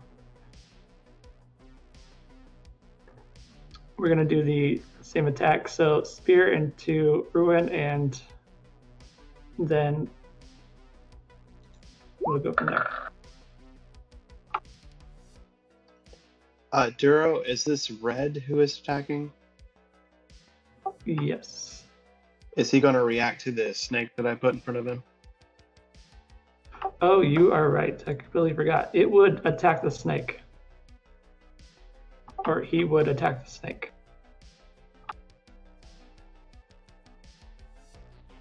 So, change of plans. Ruin, you are fine. Snake gets hit.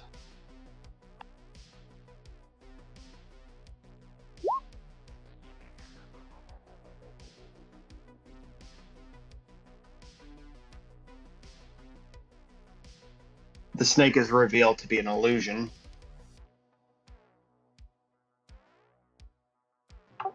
And then, yep, so the snake disappears, I guess, dissipates, whatever.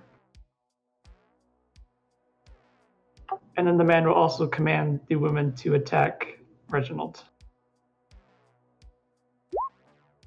Leave Reginald alone. Reginald takes a hit from the mace. No! 4 damage.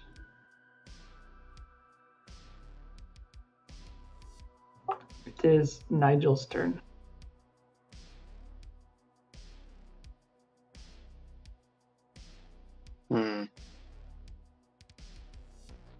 Nigel will fire an arrow at. Let's see. I'm going to fire an arrow at Red.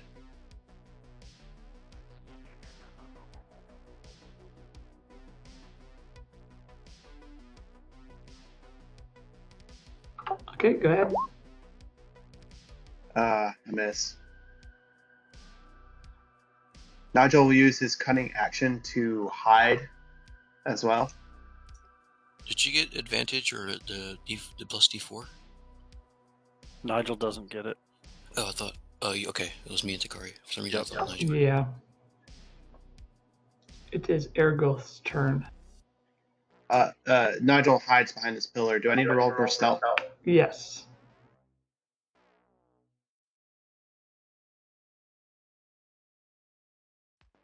Okay, very sneaky. It is Ergoth's turn. All right, longbow at Red. I'm going to bonus action the Planar Warrior as well. I'll repost it just to get familiar. Longbow. Uh-oh. Now you can roll that d4. How do I type that in? Plus, is it? Just / roll space 1d4. Yeah, that'd be a good time to do it. Okay. You hit now because of the less. Thanks, Ruin. Which one were you targeting again? Red. Okay, go ahead, roll for your damage. That's 10 force. And then another d8 force. How would you describe this person dying of force damage? Ergoth. So like water rippling his skin?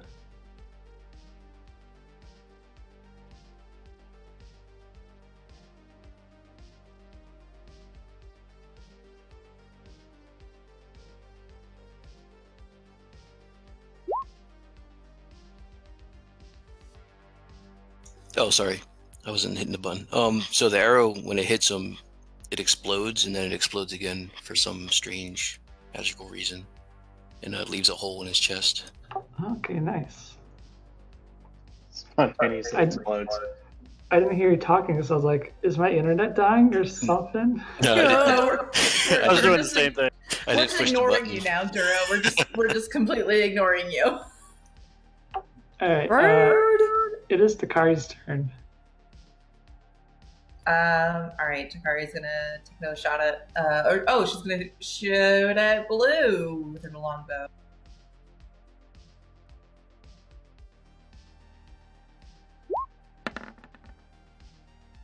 Nice. Very nice. Well, you can still do your bonus action to switch if you wanted to. I can? Yes, I can make a crit?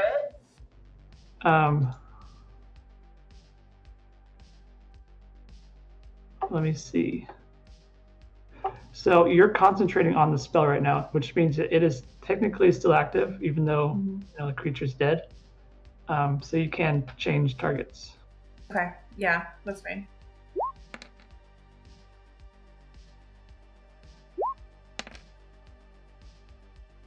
So that's a total of 7.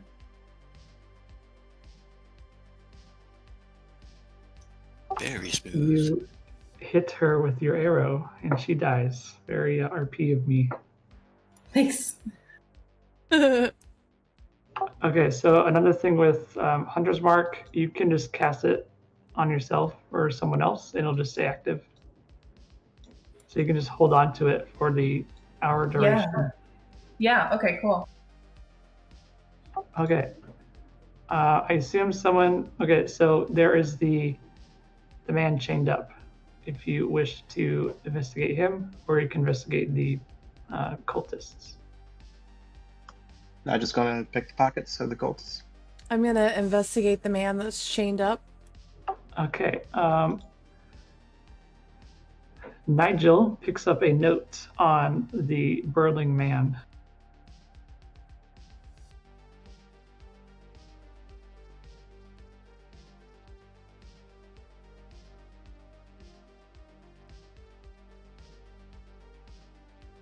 I don't see the chained up guy.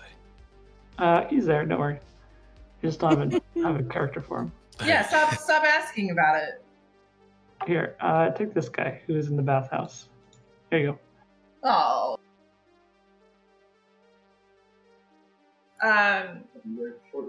Is there any way that I can also, rifle through the bodies to see if there's any longbow arrows? You can take half of the arrows that you used. Round it up. Cool. That's You look at the man.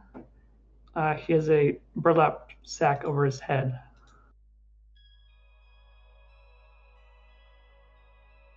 Nigel, I gave you the note in your journal, so go ahead and read that.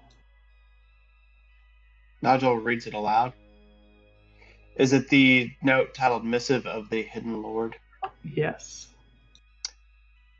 So Nigel puts on his best airs and know ye that these missives are inscribed by my hand at Vanthampur Manor, passing through holy lands directly from the shield of the Hidden Lord, which speaks with the true voice of Agargoth, once Lord of Avernus and Treasurer of Hell, the outcasts and legatus of the Dark Lords. Seek ye the blood of the holy orders of Eltugard. This is the commandment of this hour. Let the great work which has been begun in the light of the companion be completed here upon the aegis of the Dark Lords.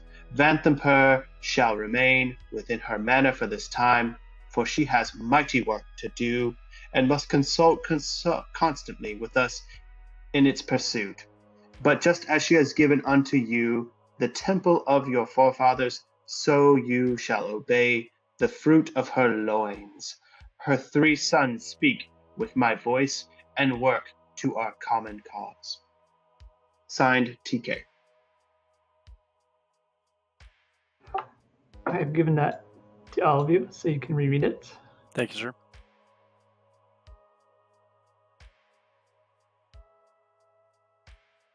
Any initial thoughts with that? I just got back. I'm reading it now. Dakari wants to know who the hell TK is. Totally cool. That's not how you spell cool. Cool with a K is extra cool, though. Can I roll maybe a history or something to see if I can remember what TK or who TK is? It would probably be impossible for you to figure out because TK is a very common initial. Okay. So, yeah, not something you can vote for. Though, you may have found something before, I don't know. Well, I recognize the name Vathenper from... Yes. Yeah. And, so Aragoth has had some run-ins with these people, just basically being like a guard for them, like walking them around. And that's all he knows, that they're powerful and they're probably not people to trust. That's basically what he knows of them in that name.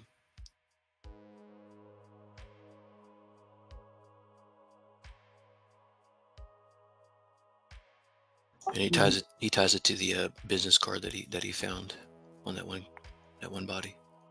Yes. Emmerich Vanthaper Services. Nigel says, Phantom sounds like this might be our next stop.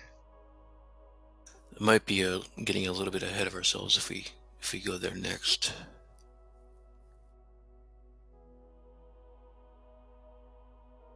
Nigel shrugs and looks to Belgara. I prefer to focus on the task at hand. And this evening, once we are finished, we can collect all of our evidence and have a good long talk over supper about our next moves, what we should do. Let us not lose our focus now. Agreed. Is the man alive still? Well, we haven't figured that out yet. He has a burlap sack over his head. Mm-hmm. He is bleeding profusely from the spear wound. Ooh, medicine check. I approached him. I would like to remove the burlap sack from his face. Okay. Ergoth, roll medicine. The prisoner is a human man with long, straight, white hair, shaved on the left side of his brown eyes. He has silky, pockmarked skin. He has an edgy, very average face. He is alive. Ruin will go see if he can just bandage up his wounds.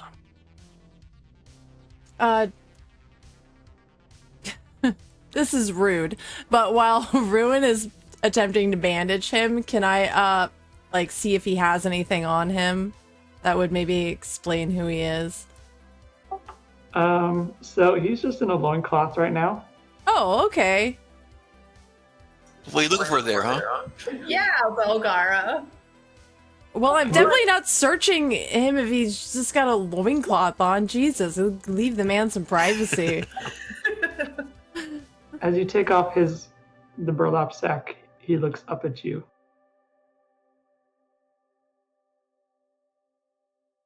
Hello, prisoner. What's your name? He speaks in a shallow breath. You saved me. I am Clem Jasso. Clem Jasso, where are you from? And someone get him off of this thing. She looks at Ergoth as she says it. He's chained to the wall with manacles.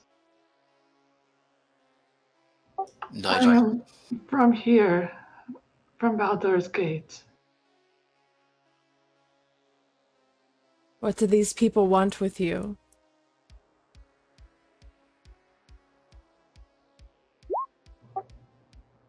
I do not know, but it is likely my family.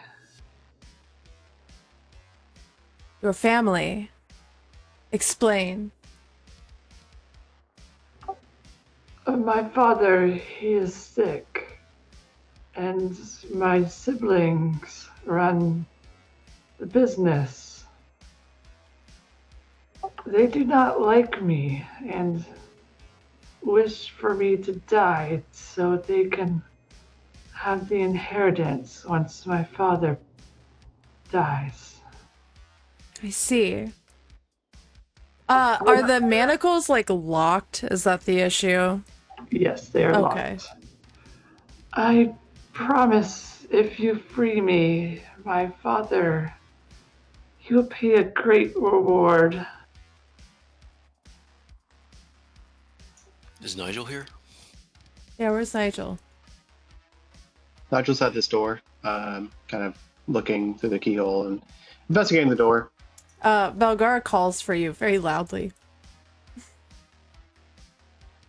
Okay. Duro, did Nigel hear anything on this side of the door before he heads over? He did not. Nigel heads over.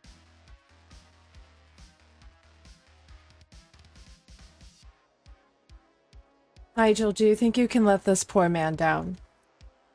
She's gonna step aside. Sorry, 1 second. I actually need to rearrange the scene real quick. You guys need to be here instead. Oh, okay. Where that little star was.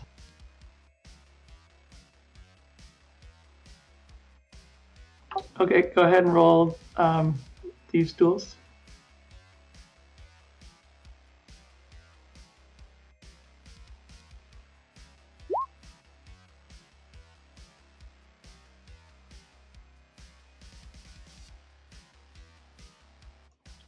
How's that?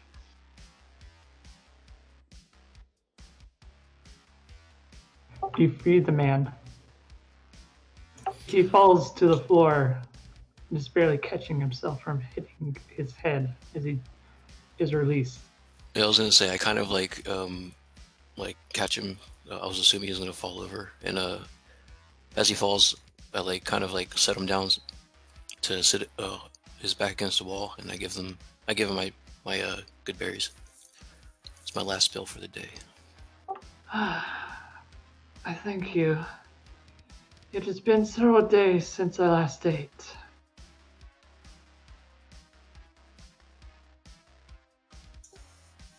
I'm glad it helps.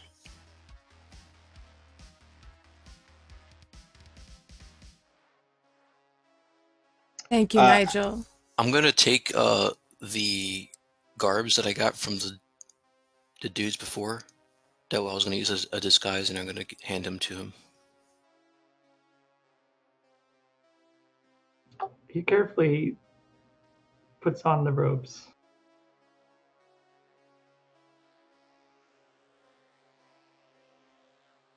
And then after that, Ergolf kind of sits back and looks up Belgara, kind of waiting for our next move.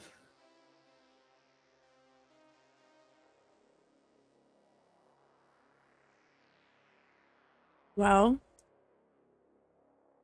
Belgara tells the man how to get out the way they came in, and tells him that that way should be safe from any enemies. They've cleared the path, and to hurry home. Thank you. I will be at the Bison Brewing if you wish to stop by. Yes. Be careful out there. Don't forget that that you're wearing those clothes, so if it brings you trouble, and I tear off the patch that I was wearing, and I hand it to him.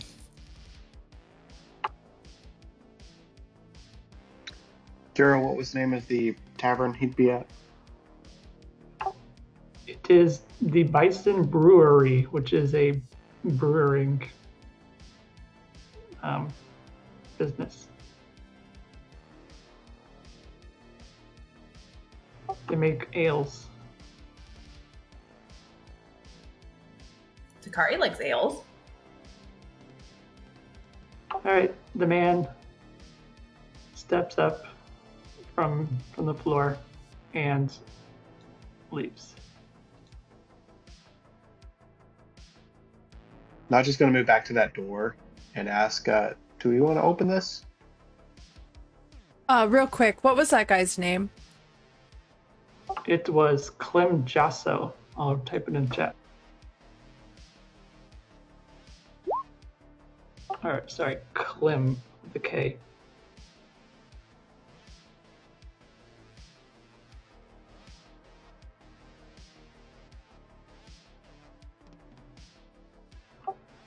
Nigel goes to the door. Roll a perception check to see if you're noticing anything on the other side.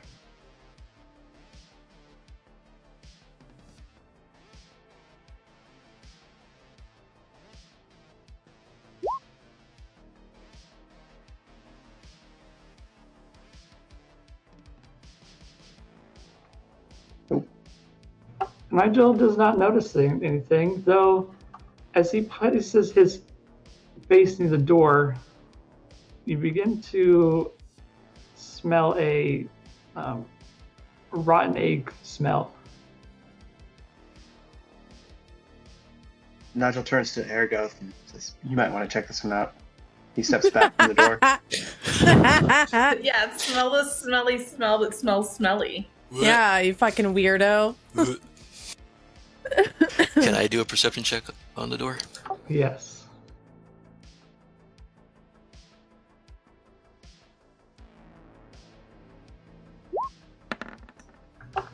Okay, so Airgrowth does not hear anything on the other side, but definitely smells the rotten eggs. It's a putrid stench. Wasn't there something about sulfur in maybe the tannery or on the bodies that we found? There Yeah, was. This might be like their cultist mortuary that's behind here or something weird. Duro. Well, it's possible. We have to see what's on the other side. Are you ready to see? Is the door locked? Let's go. Actually, let's have Airgrowth roll a nature check. Nature, okay. Yes. And Takari, go ahead and roll. All right. Oh, that was almost a crit. Oof. We're the worst rangers. Okay, neither one of you know what I was trying to convey to you, so... Damn it. Neither of you have bonuses to nature. No, not me. No, I don't. He For doesn't some have reason. an intelligence bonus. I didn't take. Oh, it's intelligence. Yeah. Okay. Does anyone have proficiency in nature? A bit, yeah. Okay, go ahead and roll. I'm probably one of the smartest people in this room right now. I assumed those two would have nature proficiency. I thought I did too. Jesus. Aragoth is more of a small town ranger, not a forest ranger. No one knows of what I'm trying to think of. No one does. No one in the party. Okay. Not a single one of us. That's a clean sweep, everybody. Have a good night. Hey Reggie. Hey, how about you, Reggie? Oh, can I roll for Reginald? Can he speak to you? Maybe not speak, but he can convey through emotion. Sure. Go ahead and have Reginald Oh roll. my god. What am I rolling for that? Then I'll just roll a raw die. Intelligence. I step aside and like give a little bow to the crab as he walks towards the door. Yeah, but what die is that? So I won't roll it off of mine. D20 minus Oh, one. D20. Oh, okay. I'm dumb. I swear to God, if this crab is smarter than all of us. Oh my Rachel does god. not know either. Okay. Damn it! That was the highest roll. Who's opening it? I am. Okay. Go ahead and roll. Or open, I mean. And I go. Oh, I need to move the door, actually. That's me, not you guys. You enter and see that there's no tannery area, which you assumed it was. You instead see a room full of pillars and a thick gaseous movement in the upper ceiling. Oh no. I Uh-oh. feel like that always doesn't bode well, you know? Natural gas. Ooh, so, will any of us know what would happen if Belgara were to launch a firebolt? Not good things, probably. None of us would have nose hair anymore, I'm sure. Okay, so Sorry, Marigold's gonna try some stealth right now. you will need to hold your breath in this part of the area. Oh. You breathe in the toxic fumes. What about Reginald? He knows how to hold his breath. Okay. Which way do you wish to go? If Ruin doesn't see anything in the north part of the rooms, he's just gonna go. Are these stairs going down? Okay. You're Yeah, gonna I'm go down. I'm just gonna go down to get out of this stenchy stuff. Yeah, down feels safer. Yeah. So it was just in that once you get into this, you keep moving down. Once you cross up these stairs, you are safe. It is only in that shallowed, watery area that the gas was. Okay, so you come here. So stop right there.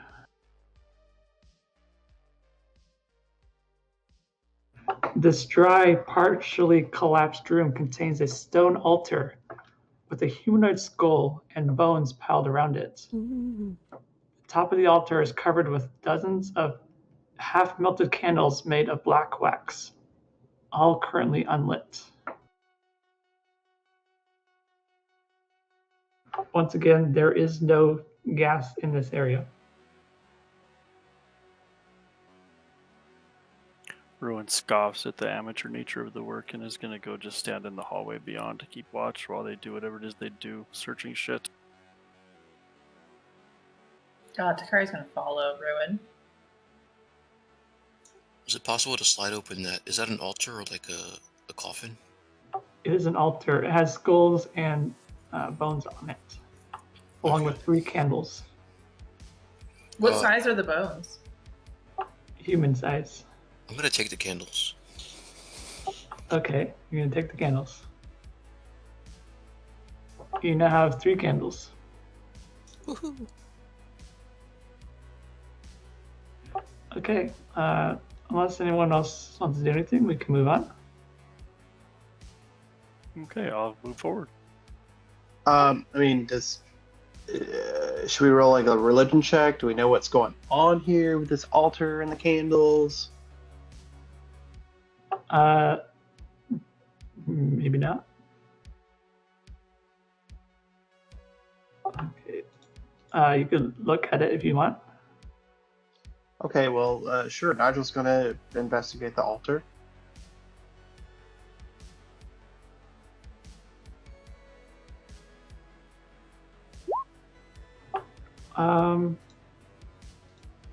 Aside from the bones and skulls and the missing candles, nothing's of interest here. Okay, moving on. Okay, you come to a door again. Okay, Ruin's gonna listen at the door. Roll perception. Rune hears the sound of little feet moving. Like a lot of little feet. Ew, I don't like that noise. Uh-uh. I'll whisper to Takari to pass on that I think I hear scurrying. Takari does so towards Aragoth and with raised brows. Door locked, Duro? It is not locked. Ruin will go open it and step through. Looks like this guy with telephone has to pass through Reginald. I don't know how he's going to pass that along. She said it's Aragoth. Ergolf whispered it down to Bagara. I sent it on down.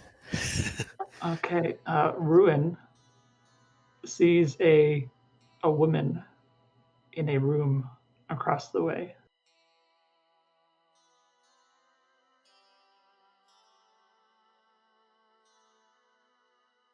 Okay, stop there. Let me find my note.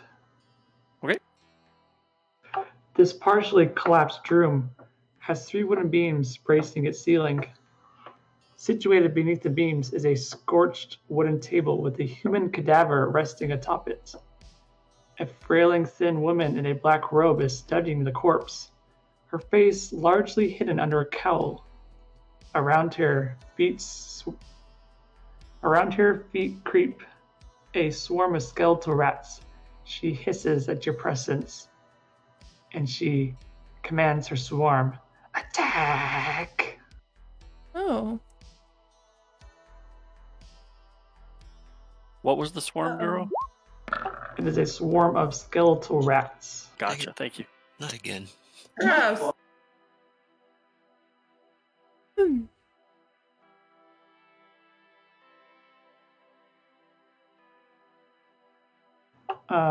I need to. All right, so you rolled a 3. Yeah, I also didn't mean to click it. I was hovering over, but I have my grip You is a cheated little- again. It's my grip. Cheating. That's a 3 though, right? Like, are you able to put that in there? You can re-roll. I don't care. Oh crap! All right, I didn't mean to do that. God. Sounds a lot like you did mean to do it. All right, so you got 2 higher than last time. Or 1 higher, I mean. Yeah. Okay, so everyone rolled really low. Yes. Weird. It'll be the rat's turn first. That's unfortunate. Yep. I have no crowd control. God. Just so you know, your hunter's mark will not work on these rats because there's a lot of them.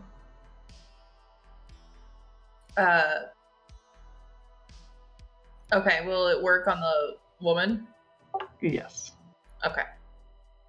There's just so many you couldn't technically target them. Sure, yeah.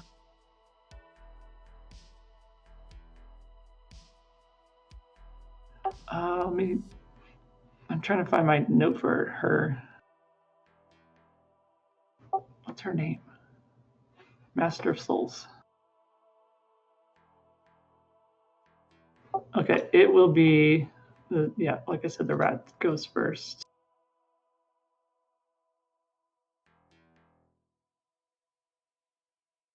Who will move underneath Ruin Yeah.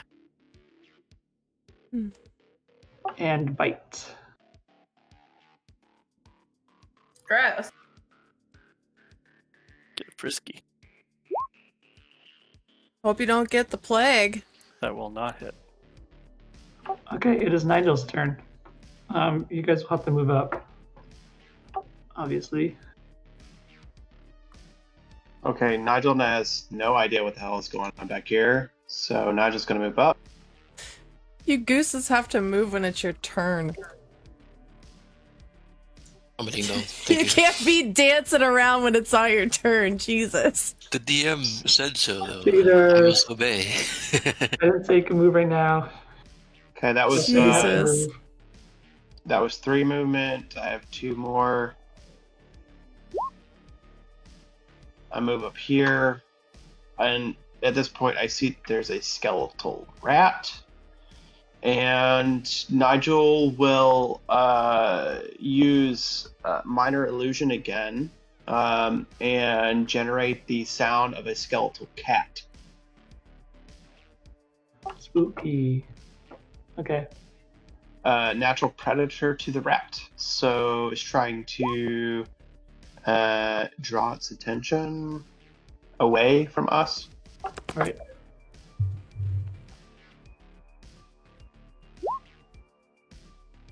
I think the range is 30 feet. So Okay. Are you an illusionist rogue? yeah, I'm an arcane trickster now. That's Third level. cool. You put it next to the woman? I put it next to the rat there. Like it's Okay. got a sound of a cat next to it. I'll give you this imp. Let's actually I'm going to generate like a skeletal cat image next to the skeletal rat. Right.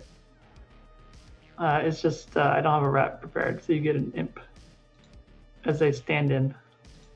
It is Okay. your turn. Oh, sorry. What else are you gonna do? No. I was going to put it next to the rat, but The rat is underneath Ruin. The rats are underneath my feet. oh, it is. Oh, okay. I misunderstood. Then yeah, that's a good place Yeah. for it. All right, it is Ruin's turn. And this is a swarm of undead skeletal rats, correct? Correct.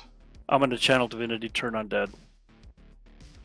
Okay. My trident aloft, slam it into the ground, invoke the power of Umberly, and wish them to be gone. Wisdom saving throw. Okay, let me just move them out of the way first. Yep. Wisdom saving throw.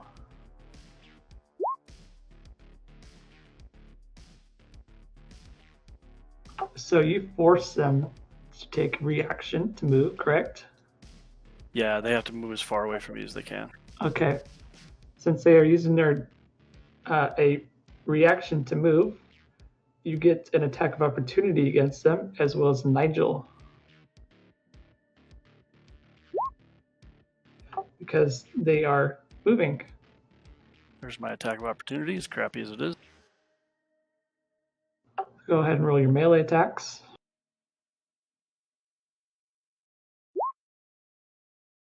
Oh, almost a crit there. Oh wait, it would be a crit. No, you don't get sneak attack on this. Never mind.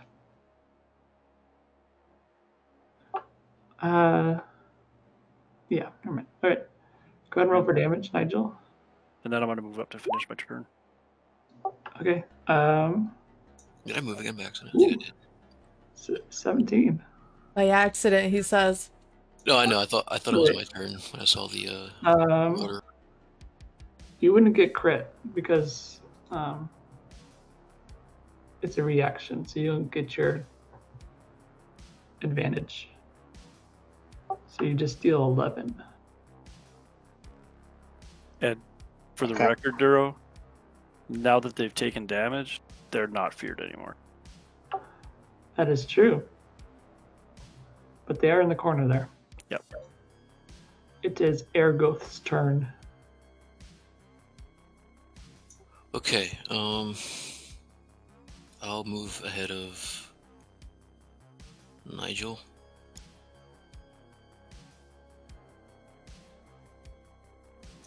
I guess I'm gonna do a bow at the scary witch lady.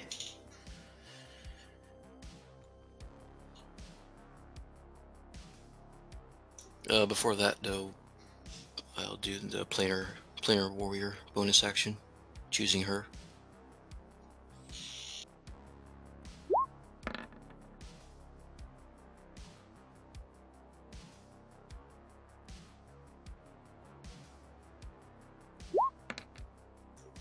That's 4 force damage, and then I roll another d8. Okay. 7 damage. Nice. Okay, it is Takari's turn.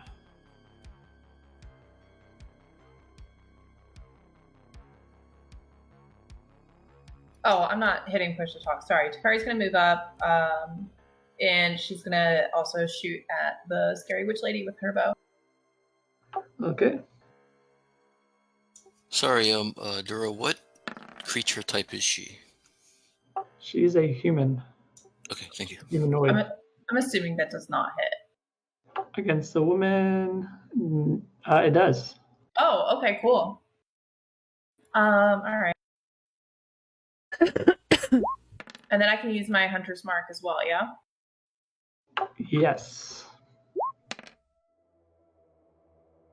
Nice. So for 11 damage. Nice. And then Reginald's gonna go ahead and move up as well with Takari. And he can't really do much. He can't move any further, so he's gonna stay there. The woman gives out a maniacal laugh and casts Fireball.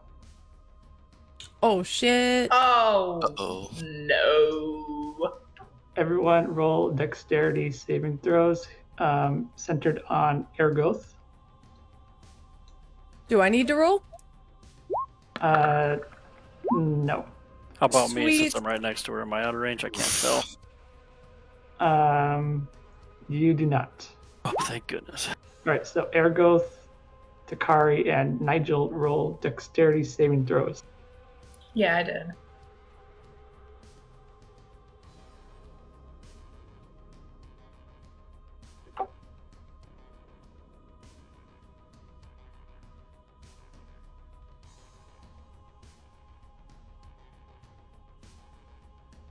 Okay, hopefully I don't kill all of you at once. Uh-oh. I hope so as well. LOL. Okay, who saved? Nigel saved. Takari and Ergoth did not. Great. Okay, so saved is 27 damage. Not saved is... Or sorry, not saved is 27, saved is 14. I am down. I have 1 HP here. All right, it is Belgara's turn. Wowies. All right.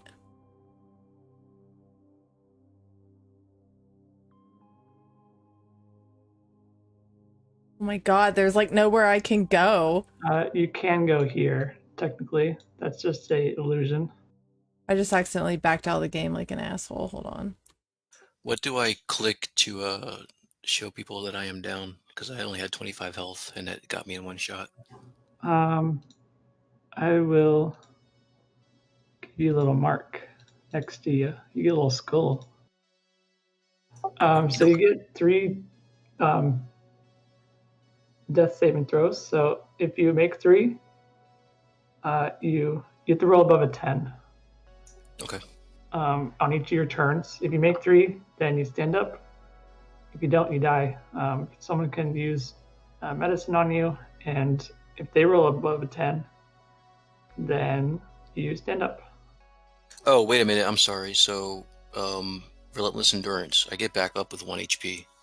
Oh, right. Yeah, so when that happens, Ergol's eyes roll in the back of his head, and then just before he falls, he, like, catches himself, and he just has nothing but, like, the whites of his eyes. Ergoth is ready to rage. All right, Belgara, go ahead.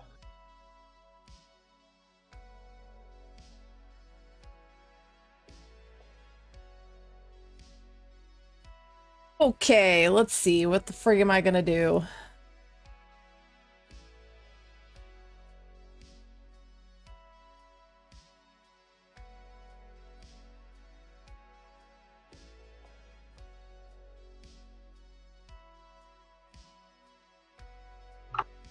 All right, so I am going to use...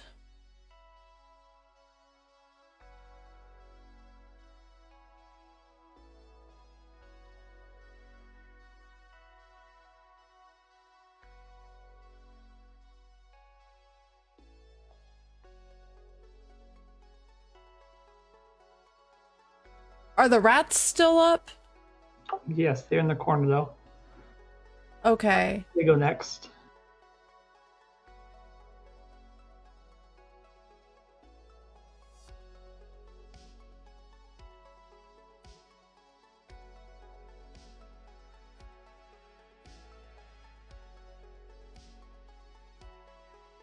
Sorry, give me just a minute. I'm kind of looking through my stuff, deciding what I want to utilize. Oh yeah, wandering endlessly. I just saw what he said.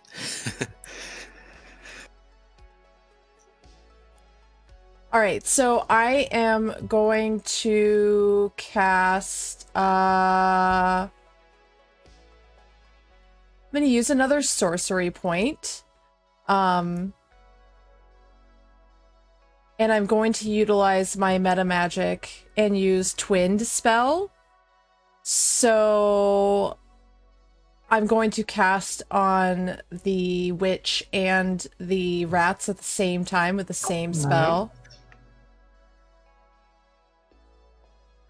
Actually, I have to use two.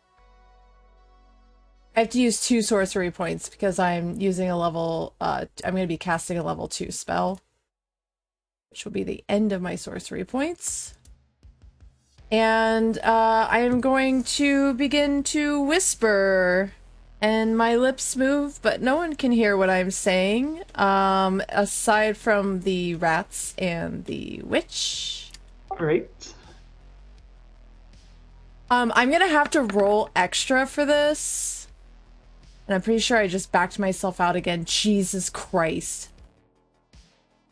I gotta change my push to talk. This is annoying.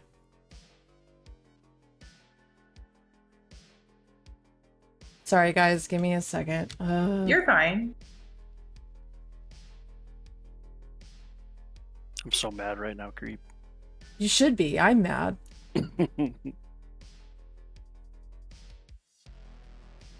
Alright, so yeah, because I had to input the spell manually, because it's actually not in Roll20's compendium, I don't know how to make it so when you cast it at a higher level, it casts, like, additional dice. So if you can help me figure that out at some time, Duro, that would be awesome. So I'm basically gonna cast it and then just roll the extra d6 for it. Okay.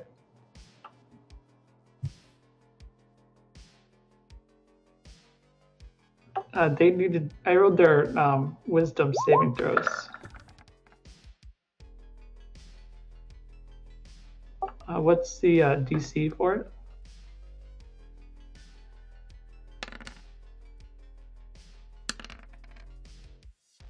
Okay, DC 13. So yep. The swarms do not save. The woman does. So they'll take 9 damage. The swarm or... Oh, together. I mean, okay. So she takes half, right? I don't think she takes any. Let me double check.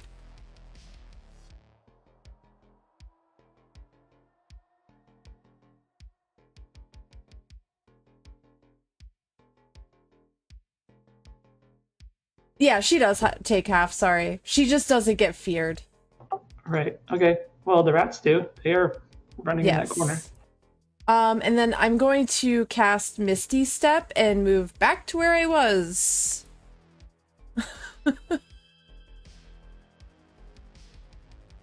Probably for the best. Good idea. Yeah, I'm staying the fuck out of there. I just saw 2 of my buddies get, like, wrecked. Yeah. Riggedy wrecked. I forgot, swarm of rats are actually immune to fear, but because I've already ruled that they are feared, then we're just going to go with it. All right. It is the swarm of rats who are feared, like I said.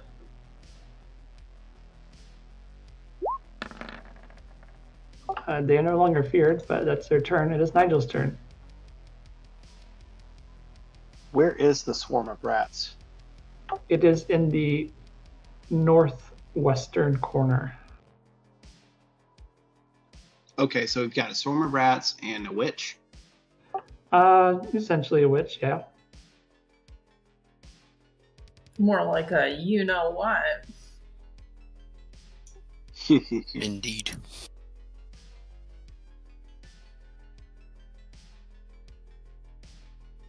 How's the witch looking? Is she, like, pretty bloodied? Or looks like she took some hits? Yes. You know, she's still standing, but she's definitely taken some hits. The swarm has definitely reduced in size, though. Okay. Now just going to move into the room and take cover behind this pillar. Okay.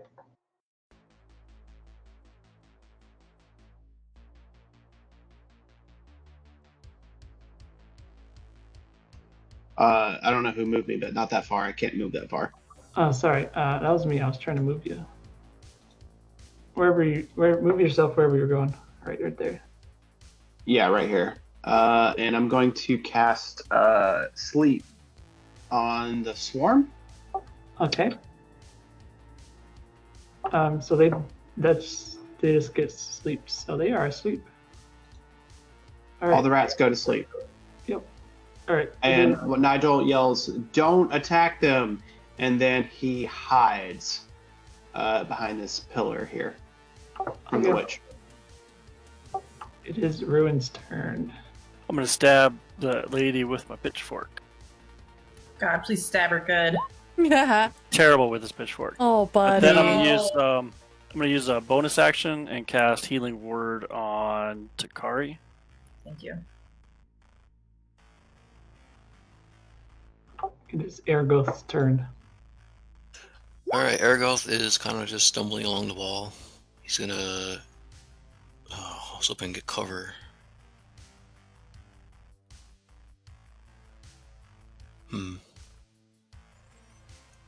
No, he's gonna retreat for a little bit. He's gonna hide behind this wall here, and slump down, eyes still totally blank, holding his arm. Oh wait a minute. Okay, I can still see a little bit of the witch. Right. So I'm gonna take a deep breath, struggle with my bow, and try to do Planar Warrior on her again.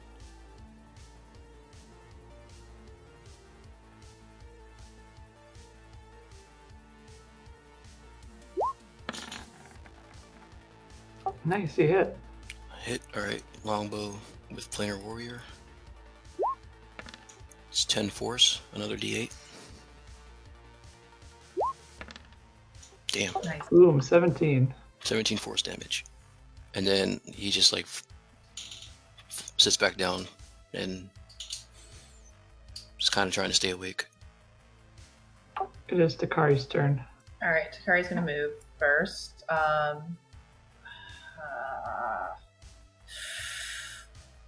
Yeah, she's gonna move here, and she's gonna try again with that longbow. All right. You're gonna hit. All right, and I can still use Hunter's Mark. Yes, you have that active. Nice. So 15 total.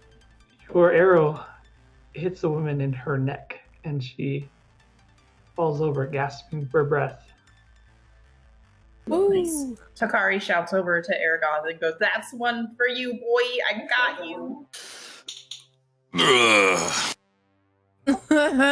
It is Belgara's turn. The only thing left is the rats in the northwest corner.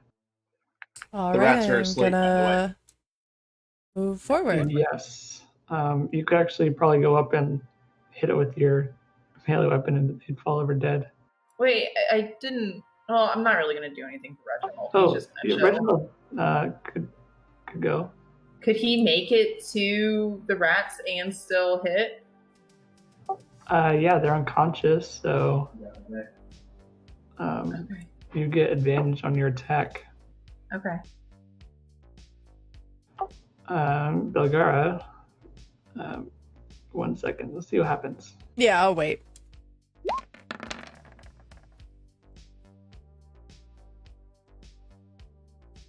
All right.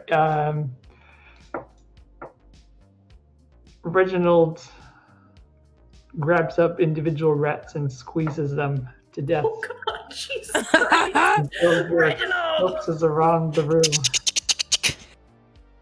my boy, my beautiful boy. Love it. And the battle is won. On the woman. Who's gonna look at the woman? I'm going straight over to Aragoth. Takari will look over on the woman. She'll do some some investigating. Okay. On the I roll woman, Dakari finds the woman's flail. It is a skull made of silver.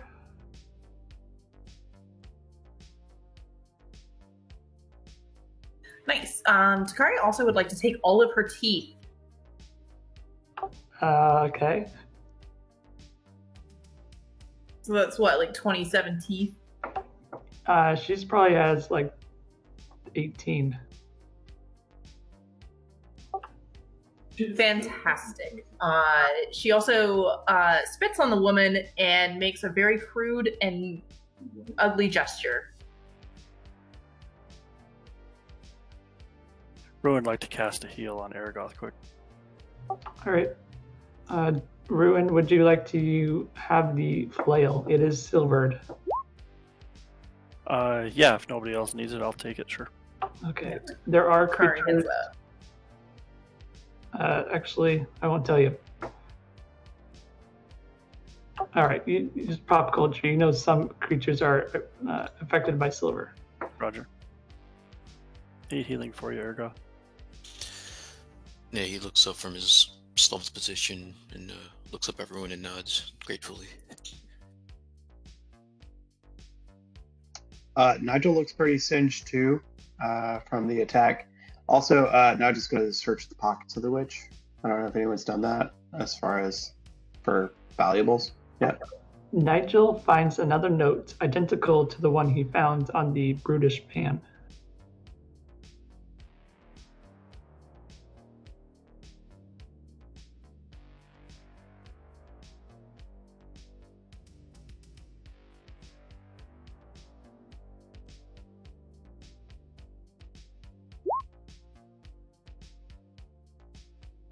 Otherwise, he finds something else.